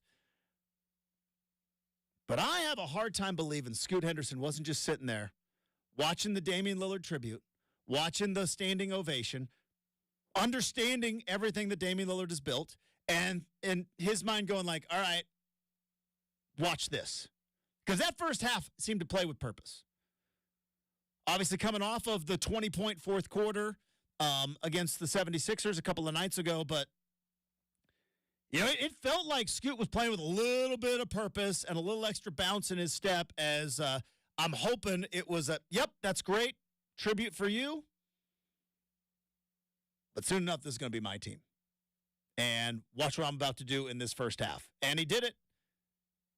Dropped in, I think 13 points in the first half. Outscored Dame in the first half. Monster dunk. Taking it to the rack. And then a handful of guys like Tamani Kamara, Brogdon. And again, the other thing that I liked last night, because I have been pro DeAndre Ayton this whole time. I'm pro DeAndre Ayton. I believe if motivated and in the proper circumstances, he can be an all-star center in this league. Now, that doesn't mean an awful lot coming from me because I've named a lot of guys all-star caliber, and they've not made all-star teams. But I think he can play at that level. And ever since old Chandler Parsons and the ice storm stuff happened, World DA's playing a little bit tougher. You know what I mean? And then the return of Dame, and it was like, yeah, but I'm a number 1 overall pick. And Scoot's like, yeah, I'm a number 3 pick. I love the urgency and the seriousness I felt that the Blazers took the game last night. Because it feels at times where maybe this organization hasn't been taking every game as seriously as they could for potential reasons. All right. There we go. ESPN, breaking news. Commanders, this is being reported on First Take. Commanders will be hiring Dan Quinn as their head coach. So there we go. All the spots are full. Done. No more room at the end. Except for Boston College. Woohoo! We're going to talk about that tomorrow. We're talking about that thing coming up tomorrow. But we do got to get to Fentress. But before we get to Fentress, I have to tell you about the good folks at DeBella. Home improvement, it can be a little bit scary. It can be a little bit overwhelming. Give DeBella a call. Or just go to debella.us for a free, no-obligation appointment because, well, it's the first of the month today, and you might be looking at your energy bill from that ice storm going like, oh, boy. Well, how's your roof? How's your windows? How's your siding? Because with brutal weather, DeBella can help you save up to 30% on your energy bills by taking care of all those things, the roofing, the windows, the siding. They can also help you with bath renovations. 0 down, no payments until 2025 on approved credit they are offering right now. 0 down and no payments on approved credit for roofing, siding, windows, bath renovations, and they are some of the best in the business. 15,000 plus 5-star reviews on Google for their excellent work. You could be the next 5-star review. All you got to do is visit DeBella, DABELLA.us for a free, no obligation appointment, and they make updating your home so easy. DeBella, the official home improvement partner of the Portland Timbers.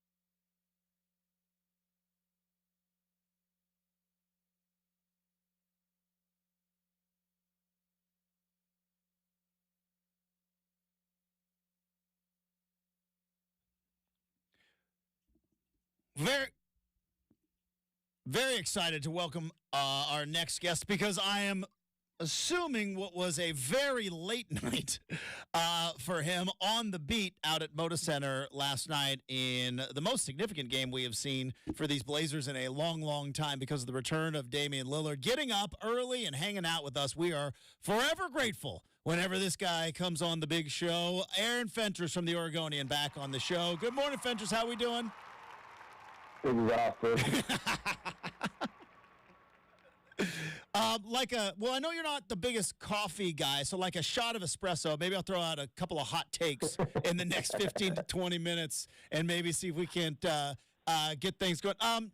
Take us through kind of not your entire day yesterday because that would be a lot, but let's start at the beginning and let's kind of start at pregame because I saw you threw it up on Instagram and I think you threw it up on Twitter as well. You know, first off, I never understand how these guys, Fentress, when they walk in with like 4 cameras and a light in their face doing the cool guy walk to the locker room. Like, I don't understand how they don't just completely acknowledge it. But you were there when Dame walked into the building. He threw a little joke at you about where's the visitors' locker room, but hadn't been sitting on that joke for a while.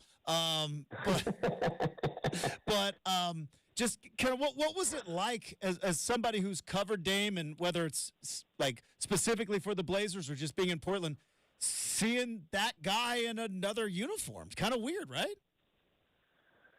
Oh yeah, it's been surreal from the first day when we got to Milwaukee on New Year's Day, and the picture came out of him standing with Middleton, Giannis, and Luka. It was like, whoa, that's bizarre.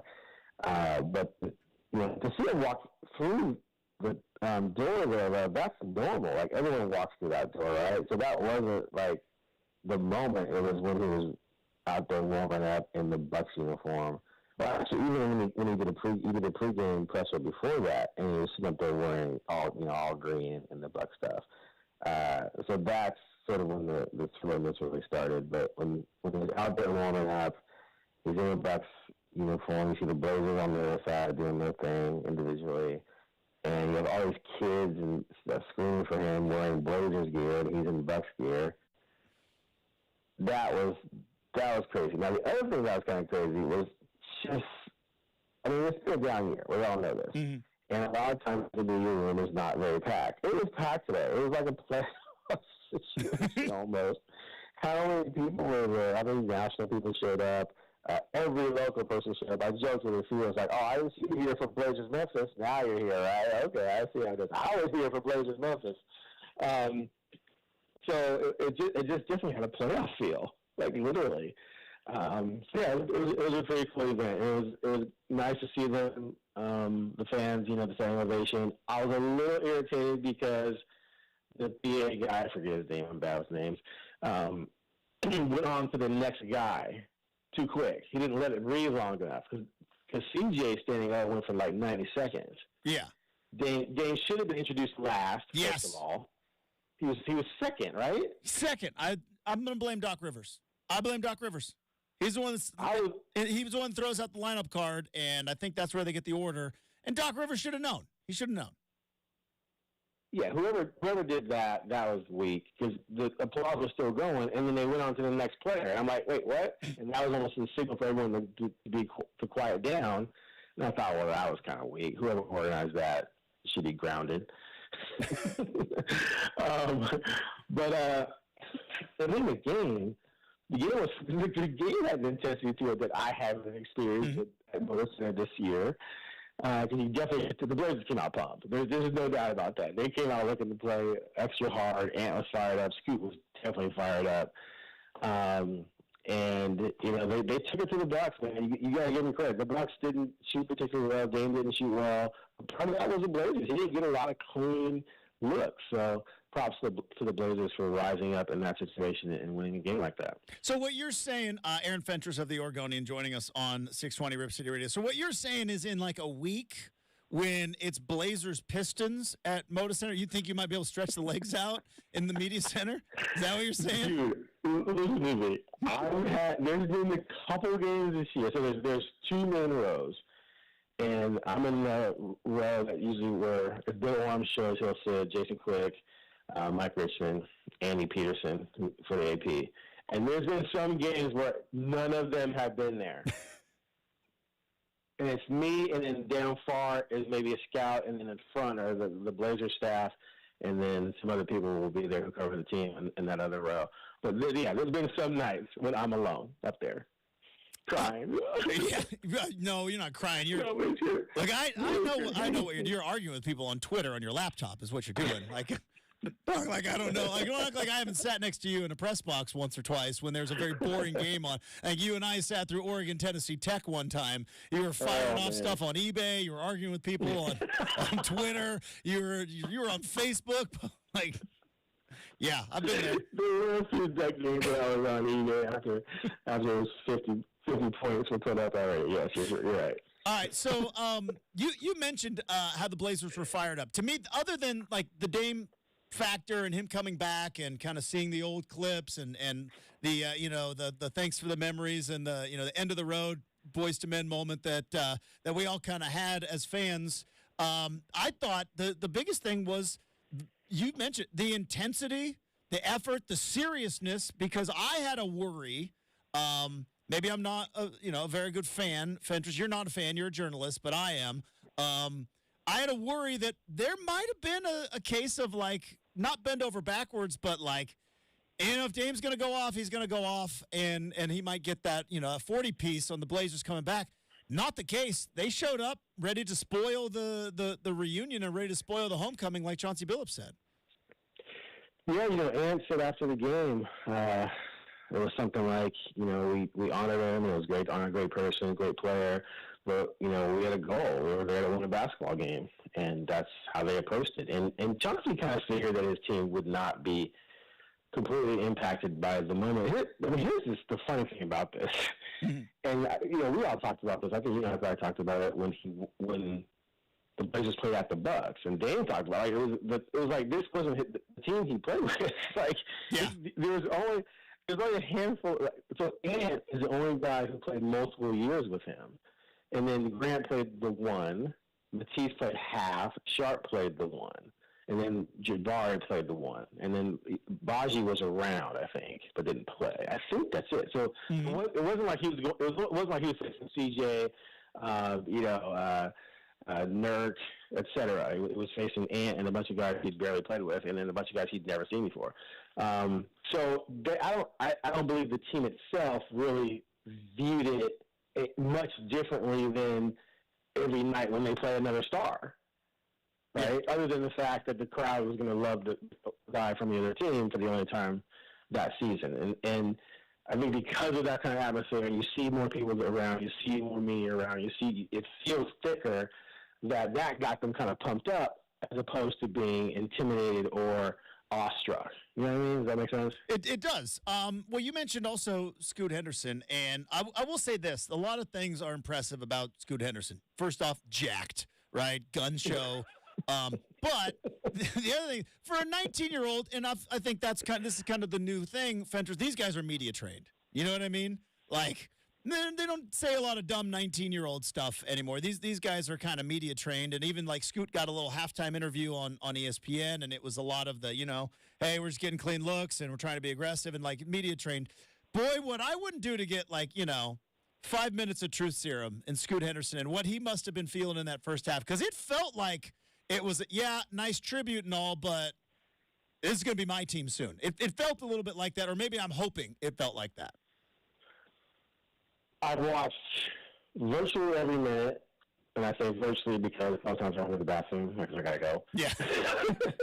And I admit sometimes when you're watching at home on TV, you get distracted by something, dog chasing the cat, But anyway, and zero doubt that he was absolutely pumped up and fired up last night, and there's no way it didn't have anything to do with, Dame coming back, and then the fact, all the stuff them drafting Scoot essentially pushed Dame out the door. Yeah. It wasn't because of Scoot, it was just because of the circumstances and everything that meant, and the fact that there was no way Scoot Henderson was going to be ready to help Damian Lillard do what he wants to do, and that's win. And that was never going to be a thing. And all those people out there who thought it was, you guys just were believing the hype to the point to think a 19-year-old was going to walk in the league and help Damian Lillard contend. Ridiculous. So I do think he was pumped up. And I didn't get a chance to talk to him in the locker room because I was focused more on Dame. I was at the Dame press conference. But every time he scored, he flexed or he looked at the crowd and I was kind of making like a screaming face or whatever. Like, he doesn't do that, you know, when he drops, you know, a floater against the Spurs. Like, he's not doing that. But he has 15. And here's the other thing, too. He's had a lot of games this year where he scored pretty well, but in many of those games, a lot of those points came when either the game was just over, you know, fourth quarter. Like, with Philly the other night, he had 20 in the fourth quarter. Well, they're up by about. That's the reverse of usually what happens. Usually they're down by a lot, and he gets a lot of late garbage points. There's nothing wrong with that. I'm not dogging him. I'm just saying that most of his best games, his points weren't that meaningful. Last night, he puts up 15 in the first half, and they score 67. And they're scoring 67 as one of the worst offensive teams in the league, going against a team that's under Doc Rivers is really trying hard to be better defensively. And they were that Monday against Denver, and then they play the worst offensive team in the league, and they're getting smoked in the first half in terms of giving up a lot of points. And part of that is because of Scoot, and Scoot just looked like a completely different kid than you see on many nights. So absolutely 100% agree with you on that. Real quick, because I do want to talk about like where the Blazers kind of go from here and what maybe the next couple of months is going to look like from this organization. We do obviously a show here in Portland. What are the morning shows in Milwaukee feeling like today? Because that one, while it's a fun night for Blazer fans and Dame came back, but man, that team, Fentress, I haven't watched a lot of Milwaukee Bucks. You know, I'll flip around and you know, if they're on TNT, I'll check it out. But I haven't watched it. That team is terrible on defense. They are terrible. Okay, so I went to Denver to do a story on Dame ahead of him coming back. And in Denver, it was funny because I got there and I was watching the conference championship games on Sunday, and it dawned on me, like, hit me. It's like, whoa. You know, because I was so focused on Dame, I was like, man, you're going to get to watch Bucks Nuggets. Mm-hmm.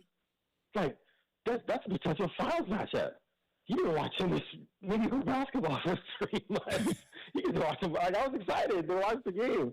And Milwaukee played pretty well defensively in that game. I mean, the Denver gave them credit. They held them to under 115. There was a long stretch there where they really did a good job. Jokic, I think Jokic had 25 points and 25 shots, whatever. They felt really good about like everything. Like Dame and Rivers felt like it was a really good, productive game defensively.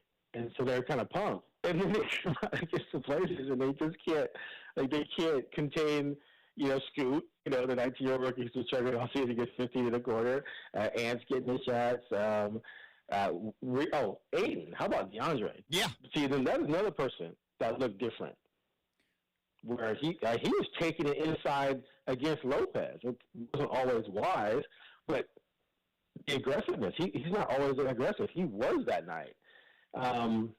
So, yes, they had issues defensively they need to work on, and that's their goal, and they took a major step back against the Blazers. I'm sure Bucks fans after the Nuggets game watching them get torched by the Blazers did not feel good about that. Well, Fentress, like you, I'm a huge Michael Jordan fan, and I love guys that will find motivation from certain places. And, look, I've been on I'm early investor in DeAndre Ayton as a Blazer. I was pro this move. Maybe it's because I love RIP to Pac-12, but I love Pac-12 basketball, right? And obviously I watched him when he was there that year at Arizona. I've been waiting for like DeAndre Ayton to kind of have his and boy, it took a bunch of people clowning him for getting stuck on the ice, because since that time he's been ripping down double-digit boards. He's like a 18 and 14 kind of guy ever since he couldn't get his Ferrari up the up the ice storm. So those first 3 games, he was averaged like 8 and 6. I read about this actually, and then since then, you're right. He's been ripping it. He had 18 and 17, and then the last couple of games he's been good as well. So yeah, and then Chandler Parsons told him he was bleep no, he's not a max player, and then I think that was the next night he got like 18 and 17. Right, and so like the first couple of games, you know, give the guy a break. I mean, he missed 12. He's coming back from injury. Yeah, you come out injury. You're winded. You're trying to get back in the sync, And the other thing is that, I don't know the number. I guess I should probably look it up at some point or write about it maybe. He's only played maybe 10 games with Ant, if that. Because Ant has missed 20-something, right? And so when he comes back, Ant's already back, and then Ant got sick again and missed a game. So they're still trying to find their groove together. And those two as a 1-2 combo, that's right now, if they were playing for a championship tomorrow, that would be the focus of their offense, would be Ant and Ayton getting things rolling. And they got things rolling last night and the last couple of games. Even the one they lost at the Spurs, they played well together, but no one else could do anything because that's the night that Grant got hurt and Brogdon got hurt. Mm-hmm. I think those two combined shot like 60%, and the rest of the team shot like 30 or something like that. So with Ant back and rolling and Ayton healthy, those two can start working together. When you have a threat like Ant who can score from anywhere, it just makes life easier for Ayton. So I would expect, as long as they can stay healthy, knock on wood, everybody listening, that we see a much better showing from Ayton in the second half. Well, it is kind of fascinating. You look at like the last 10 games, and including a very odd ending at Oklahoma City, but like the last 10 games, they're about 5-5. I don't have any silly grand illusions that, this Dame return game woke this team up and watch out for the run. Like, no, they got Denver back-to-back on the road coming up tomorrow and Sunday. So, like, reality's going to set in real quick. But, like, you look at when this team is healthy and they're going to get Shaden back, they seem to have kind of figured out some things that were really going wrong. Obviously, injuries were part of it, but also kind of, the slog of the season to where, is playing 500 type ball the rest of the way out, I don't think is a crazy assumption, would you say? If they stay healthy, like you said. Yeah. And don't shut it down, which is also a possibility. Right. Like I joked with someone on the team about that last night, about when that moment's coming. And then someone else not on the team standing there was like, yeah, we know how Portland does. So I need to see more. I will say this. They had to get Scoot and Kamara out of the starting lineup. That was not a legit winning move to have them start. That was a development move. And then when Ayton was out and you had Reese starting, I remember sort of people freaking out about these losses. And I'm like, dude, are you guys not watching what's going on? You had 19-year-old rookie playing with Ant, who's sick. You got Reese, a rookie, a 26-year-old rookie starting center. You got Kamara, a second-round pick. And you got Jabari Walker. That's your best five players. There's a second-round pick, second-year guy. That team's not going to win many games in the NBA. It's just not. And they're going to get blown out by Dallas and OKC in Minnesota. But when you got Brogdon in the starting lineup, you got with Ayton back and Grant, and then you get Walker, because Walker gives you the rebounding and size you need. And because Grant doesn't rebound, you can't have Grant your primary power forward. He had a stretch with it was like 8 games. He had like 11 rebounds. It's just crazy. It was back-to-back games. He had 1 rebound. That's your power forward. You can't have that. Move him to 3, get Brock in there because he'll be the junkyard dog. That is a legitimate threat starting 5 that can go out and win some games, not contend for anything. Maybe I don't think be a playoff team. But when you have that, yes, every night you got a chance to beat someone like you did with the Bucks. And you should do better against the bad teams, right? You shouldn't be 500 against the crap. Like, you're 1-2 against the Spurs. That shouldn't be a thing. Spurs had 10 wins and 2 against the Blazers. That's not a good look. I think they can definitely be better. I'm not going to buy anything beyond that. Like, there were a lot of people asking last night about, did this show the potential of this team and rising? I'm like, oh my God, are we really going to that already? I got to see a body of work before I go there. I got to, even the Monday night, come on, they beat Philly. Who was missing? And beat Maxey. Well, yeah, they should beat Philly and beat Maxey or out. So that doesn't even count to me. So we'll see. I got to see more of a body of work to believe that they're going to be close to 500 the second half of the season. All right, real quick, got about 90 seconds. You were there. You covered the team. Obviously, with some of the rumblings. A lot of talk of, like, Brogdon and trades and the trade deadline and everything else. If you had to guess, if you had to bet, Brogdon going to get moved? Or is there a possibility that he's on this team the rest of the way out? So that's another factor. Yeah. You trade Brogdon, you trade your only, you trade your only guard with kids. Boom. Yeah, that's I can't. He's your only guarantee with children. Then now you're young. Now you're super young in the backcourt again. I can't imagine unless they really get like some. The best they can get is a couple second round picks. I can't imagine. If it's a first rounder, you got to do it. Yeah. There's no reason to try and hold on to Brock, who he was a sixth man on a contending team. He wasn't like a lead guy. And so if someone wants him to start for them or be their sixth man, they're willing to give you a first round pick, and maybe you can squeeze a young player out of it like you did with Kamara, then I think you've got to do it. And why would you go into the summer and see what you can get like that? No, you want the picks. You want the assets as soon as you can get them. And who, like, Brogdon's not getting any younger. Plus, here's the bottom line. Brogdon says all the right things. He's an absolute pro in everything he does. There's no way that dude wants to be here. I do not buy for 1 second that he – and it's not like I hate Portland, get me out of here, this sucks, this stupid, I don't like Chauncey. No, I like Chauncey, who's cool. I like what they're trying to do. I like working with Scoot, it's cool. But I was just the sixth man of the year on a freaking contender. I don't want to play for a team that's rebuilding. Yeah. Like no one, and he beat out Scoot. He was better than Scoot in training camp, but he had to back him up because Scoot's the future. No one wants to do that. He's not 38. He's 31 or whatever, right? So I think you got to move him because I think if you keep him, he's probably going to become pretty salty. Again, I've heard this stuff, so it's not like I'm just pulling it out of my backside. So I would say 95% chance he's gone. There we go. Aaron Fentress from the Oregonian at Aaron J. Fentress on Twitter/X. And hey, thanks for getting up early, bud. Appreciate it. Get a nap in, and look forward to talking to you again soon. All right, sounds good, bro. Bye. There you go. Aaron Fentress. We've got the RCM mailbag next, 620 Rip City Radio.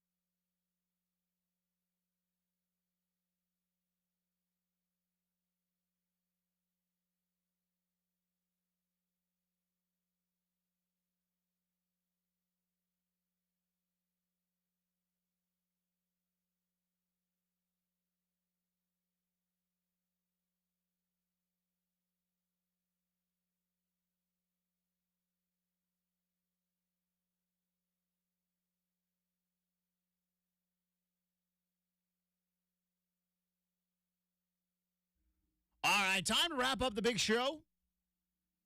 You guys know the drill. It is the RCM mailbag. Random questions, any subject, any topic. Nothing is off limits. So let's fire it up. Here we go. Mailbag time. It's time for the RCM mailbag. With any question, any topic, Justin can't duck the tough question. What do we have first? All right, before we fire up the mailbag, Justin, Yes. you see it seems relevant. So put a little NSYNC bounce back music. Mm-hmm. You see Justin Timberlake make some waves yesterday? I did not. Apparently, he was at a concert. Okay. And I believe it was in New York. Oh, is this the Crimea River thing? Yes. Yeah. Where he came out and said, I just want to apologize to no one. To no one. Ouch. Just saying. Not you, Brittany. Maybe Brittany and Janet have been in the news recently, particularly Brittany putting some things in a book. So Yeah. just gonna leave it at that. He tried to be a nice guy, Timberlake did, and then was like, oh, you're going to throw out a bunch of stuff that may, like, yeah, fine then. Crimea River. We're back. Where's Wade Robson? You got to know the whole story. Wade Robson, very key player. Yeah. I don't know. I just saw that and I was like, ooh, okay, it's getting spicy in the NSYNC world, Justin. Because there was a time when, like, everyone was getting, like, canceled left and right, and, like, they tried to come at Timberlake, and he was like, some things I did when I was a kid probably shouldn't have, and, like, he was nice. Yes. And it was like, oh, you throw accusations out in the book, do you? Okay. Crimea River's back on the set list. Back on the set list. All right. Plus that song, banger. Oh, I know. Like, I'm just hoping. Absolute I just banger. want one song on this album to have the, just the star power of like a Crimea River, Sexy Back. You know what I mean? Just those really, or Mirrors, Suit and Tie. Give me one. Just give me one JT that I could jam out to all summer long. We'll see. That's all I ask. But let's go ahead and open up the mailbag today. Justin, say later in life you ran into not having a full head of hair on your head. Yeah. Would you embrace it and go bald? Or would you get some extensions, wear yourself a little bit of some fake hair up top? I have always said I'm firing it before it quits. I will fire the hair before it quits. Now, you said into the future. The future, Code? Yeah. We might be somewhere technologically where we fix that. You know what I mean? Like AI is doing some stuff. What if they fix the hair thing to where it doesn't look terribly bad? Like right now, and I don't know. I don't know who's got plugs and who doesn't and all that stuff. But it sounds like it's a pretty arduous process. And I'm like, I'm good. I'm good with if the power alleys get a little bit deeper and right and left center. I'm good knocking the fence down and buzzing my head. All that being said, if it becomes super easy to just, I don't buy these commercials where they're like, keep what you have. It was like, I don't think that's a thing. I think that is, I believe that's called quackery is what that is. I don't buy it for a moment. But if it gets to where it's like super easy, and it's just like, yeah, we've got this, and blah, blah, blah, and it's like they figure out how to actually get your hair to grow again. Yeah. Not fake hair from the back of your head to the front of your head. Yeah. I'd give it a shot, but if it's arduous process of taking hair from the back and putting it in the front, or taking weird pills that have to be discreetly shipped, if you know what I'm saying. By like a Greek-ish company, right? Yeah. Buzz it, get it gone. So you think you could? Do you think you could rock the cue ball look? Could you pull off the bald look? I don't know if I would go full cue ball. Okay. So if it was starting to I would go buzz though. Yeah, you just buzz it down. Just buzz it. Like military style cut. Yeah, not flat top. Not flat top. But just buzz it. Yeah. I haven't had a buzz cut, Justin, in so long. I think I'd be scared to see what I looked like with a buzz cut. Like, you have to go back to, high school, probably, for me to have a buzz cut. I get my hair cut. I'm due for a haircut, by the way. Got one coming on Friday. I keep my hair fairly short in general, but, not full buzz. But, yeah, if it gets to where it looks silly, right, where I'm trying to, clearly comb over something, and it's like, you've lost the war, right? You gave it a valiant effort, but you have lost the war, my friend. Then We're the Clippers. Because you're not breaking up with me, Hair. Yeah. I'm dumping you. Yeah. All right, we got about a minute left. Okay. Let's get to one more, Justin. Curious your thoughts on this. At any point in the next 5 to 15 years, Okay. will we look at DVDs the same way we look at VHS? Don't we already? Kind And of? that's a fair. Like, Do that's you what have? I do not have a DVD player in my house. Only reason I do don't is have it. because You have video games. my Xbox serves as one. So Yeah. that helps. That helps. But like, yeah, No, we don't have one in our house other than our Xboxes.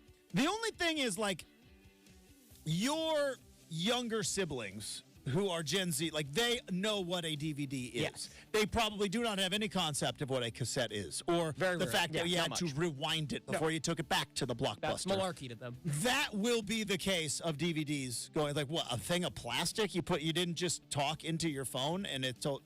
Yeah, that's 100%. 100%. There's going to be something we don't even know about. All right, that's going to do it for the big show. Thanks to Aaron Fentress. Thanks to super producer Brendan. Thanks to all of you. It's a Fancy Coffee Friday tomorrow morning here on 620 Rip City Radio.